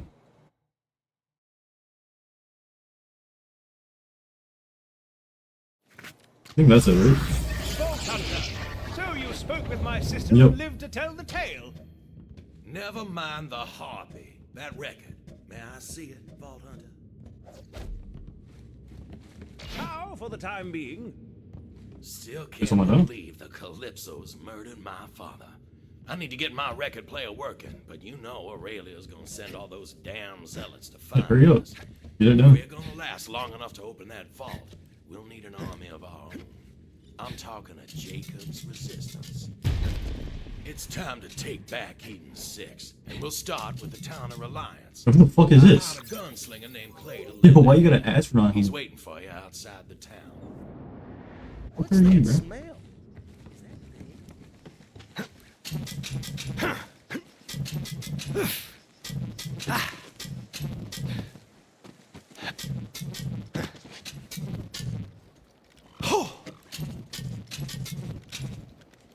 Slick bastard, that Clay. A smuggler. I don't quite trust him, but he worked for my father, and he just might be our best shot at driving them zealots back into the mud from whence they came. Like a large empty area with nothing to do. I honestly like if some enemies just spawn.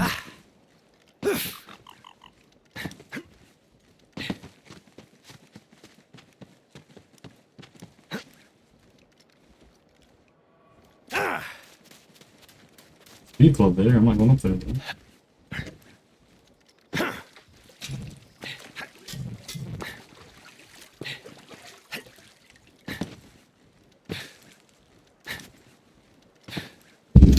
Oh my god, holy shit. Yo, I wonder if y'all heard that shit. Oh my god.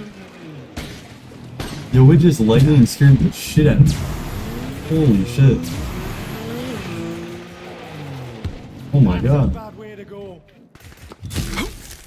It is storming outside, man. What can we go?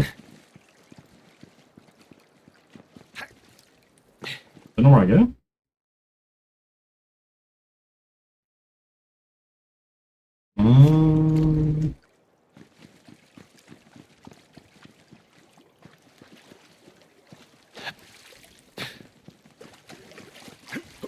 Oh, right here. Now we'll do.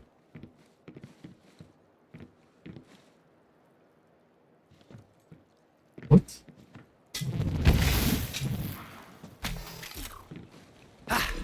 I can teleport there? I got no idea.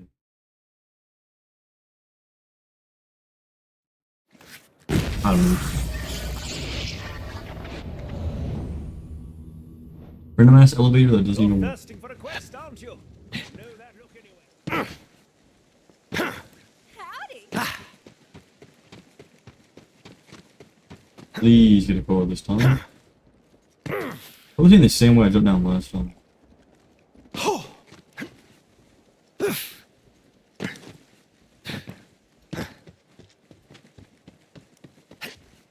Like I said, big ass open land with nothing to do. Not even a single enemy near me.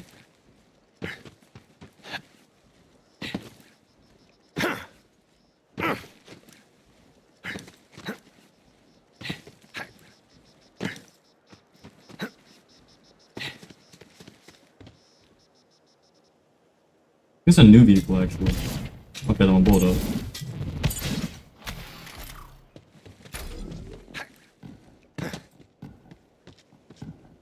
Oh, another one spawns in. Yeah, it's definitely like a new vehicle I can get. I don't want it. Wow, 2 little dinosaurs. I'm just gonna want that.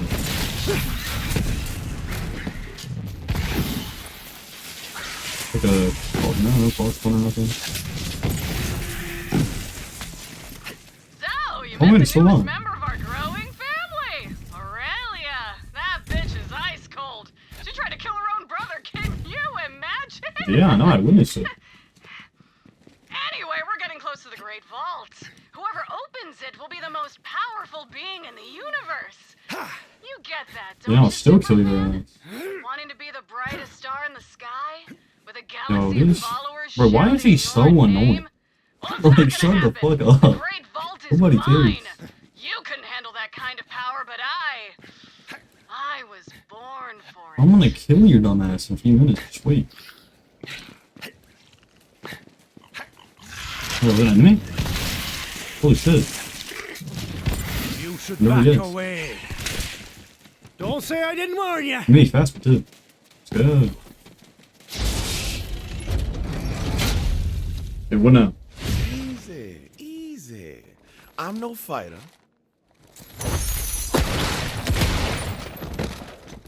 I'm more of a people person. I remember this dude. I think he was part of like the bank heist or something in the last game. Over here, Vault Hunter. I don't remember. What? Name's Clay. I suppose you and I are here to start a Jacob's resistance. Mind telling me who I'm working with? Clay. Think we crossed paths once on June Pie 7 on a smuggling job. Well, we ain't getting in the front gate. Might know another way. Follow me. Now, in my experience, a resistance needs 2 things. Hope and guns. But mostly guns. So, we're gonna liberate this town. Crack open its weapons cache and put Jacob's guns back in Jacob's hands. Don't know what Wainwright told you about me, but that don't matter now. We got a town to free and bandits to kill. Hurry up, please. Open. Is that soon?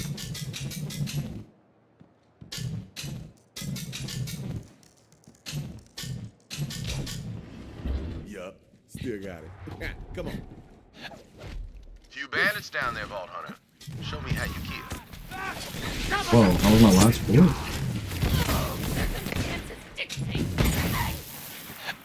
Okay.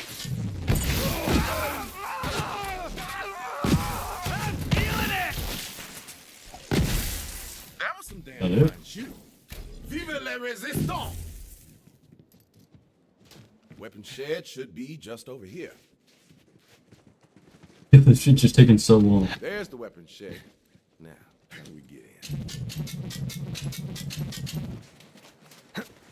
Not gonna lie, I don't like the ending part of Borderlands 2 either. It always goes to this open ass area with nothing happening.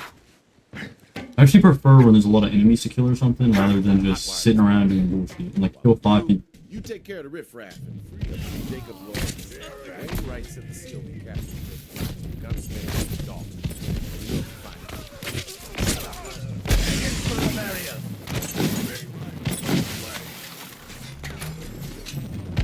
Not for a bushel of manky gits!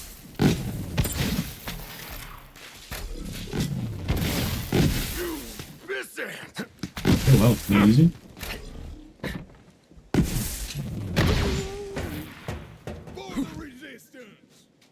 Freedom ain't free. Costs more than most things. That's what the brainiacs call philosophy. Am I missing something? Fuck is right here.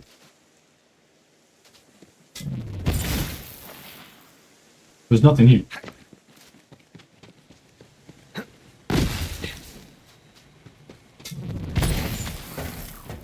For Jacobs! Hope springs eternal. Read that on a love letter once. Guy killed was a lucky man, I guess.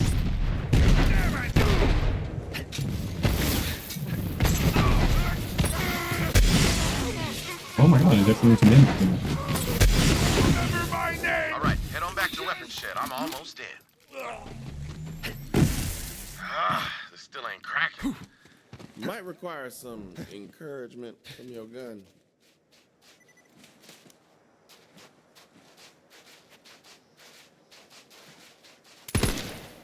Nice work, Vault Hunter. You find that gunsmith Dalton? Nope. Just some loyalists and whatnot. Damn. Gotta find Dalton. But let's get into this weapons shed first. One problem at a time. Smart shooting. Electricity's like a wild stallion. You're just gonna have to trust me on that, Vault Hunter. Well, what's that on me? Dalton's personal cash. But we ain't getting in there without the master gunsmith himself. Let me see if I can locate him. While I'm looking for Dalton, watch my ass. Which is to say, don't let me get shot in it. Language ain't as precise as a bullet, but it can be just as deadly in the wrong hands.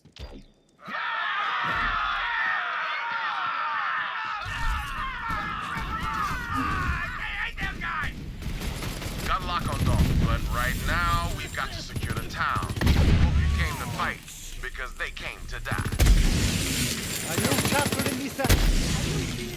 Let's kill myself in this one. I really feel that.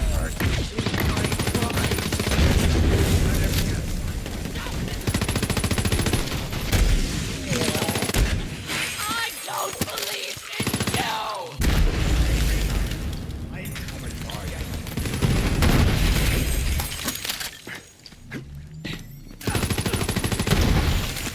All right, regroup and reload. More coming. Vault Hunter, just so you know, I've already hired some enterprising people to acquire the key fragments. Cost a small fortune, which I will earn back by taking a nap. Because I accumulate wealth in my sleep. That's what rich people do. To the saloon. Let's fill our cups with bandit blood.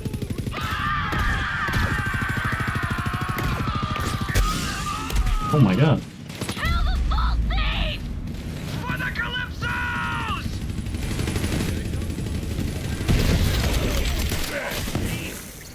Oh, you're right there.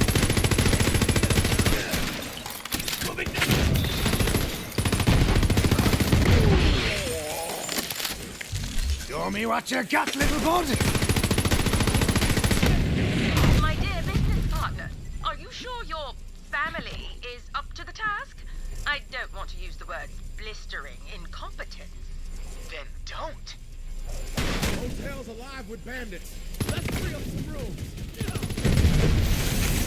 Damn. Hope you came to fight.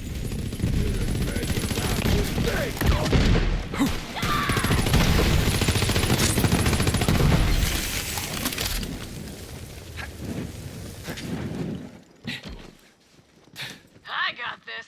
My time to shine. Firehawk!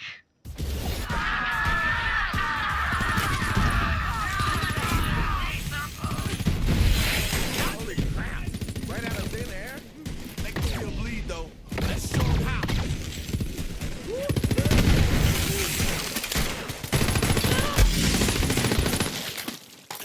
Nice fighting.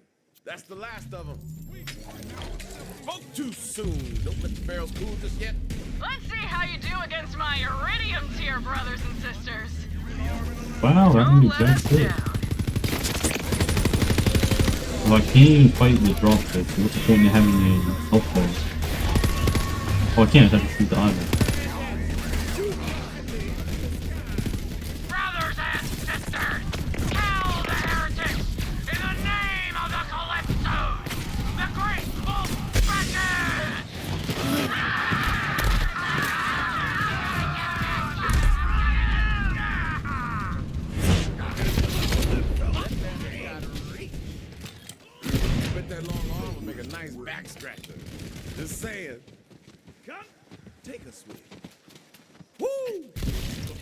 members of the resistance are smoking. Now to turn it into a bonfire. I demand a sky burial! This way.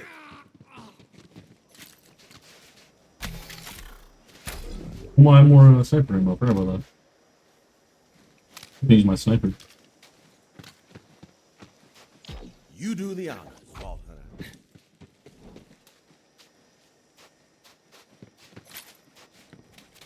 Oh, of course I did.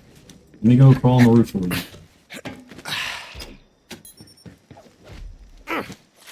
And the town is ours. I gotta hand it to you, Vault Hunter. You're one smooth operator. But we're not done yet. Looks like the COV Of course we're not. He's being held in an island lockup called Fort Sunshine. I'll stay here and hold the town. Oh, I bet you will. I gotta do everything. Dalton worked for Wainwright's daddy, too. Montgomery Jacobs' personal gunsmith. Dalton makes the finest on the planet. We can't have his guns ending up in COV hands. We're getting him out.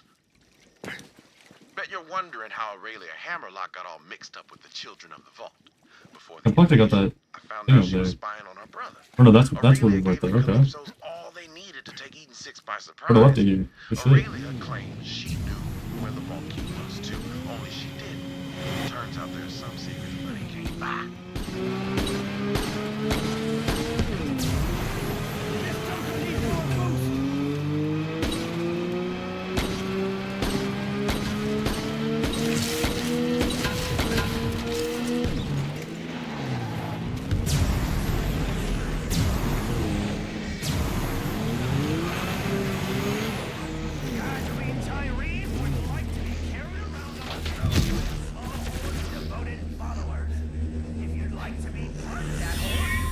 Is there a spawn thing here?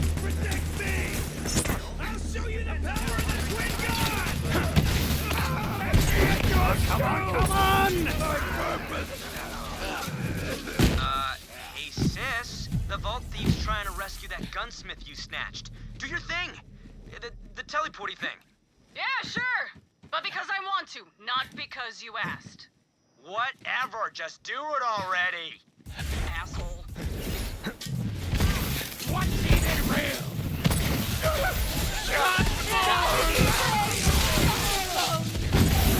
No, I can't. No going in that way, Clay. Is there another way? Maybe by the bay? What'd he say? Guess we'll need to find another way in. Take a look around. There's an old lookout nearby that might offer a nice vantage. Well, vault thief's still alive. Guess I should have anointed a few more of the family. That's the real power. Reminds me why I kept you alive all these years? Oh, come on! Don't be like that! We're having fun! Right? And she walked away.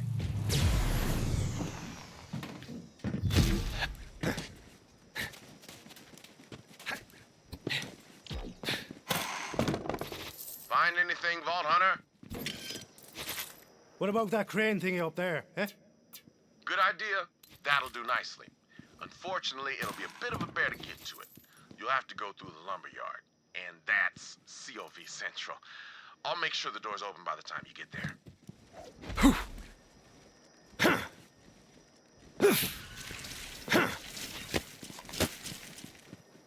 I don't know. Maybe it'd be better if I weren't a Jacobs. I ain't cut to. Honestly, good progress for the day. You wanna hop off? People on YouTube, make sure you like, subscribe, all that. But I'm gonna talk to y'all later. Maybe, hopefully, I'll play like tomorrow or something. Yeah.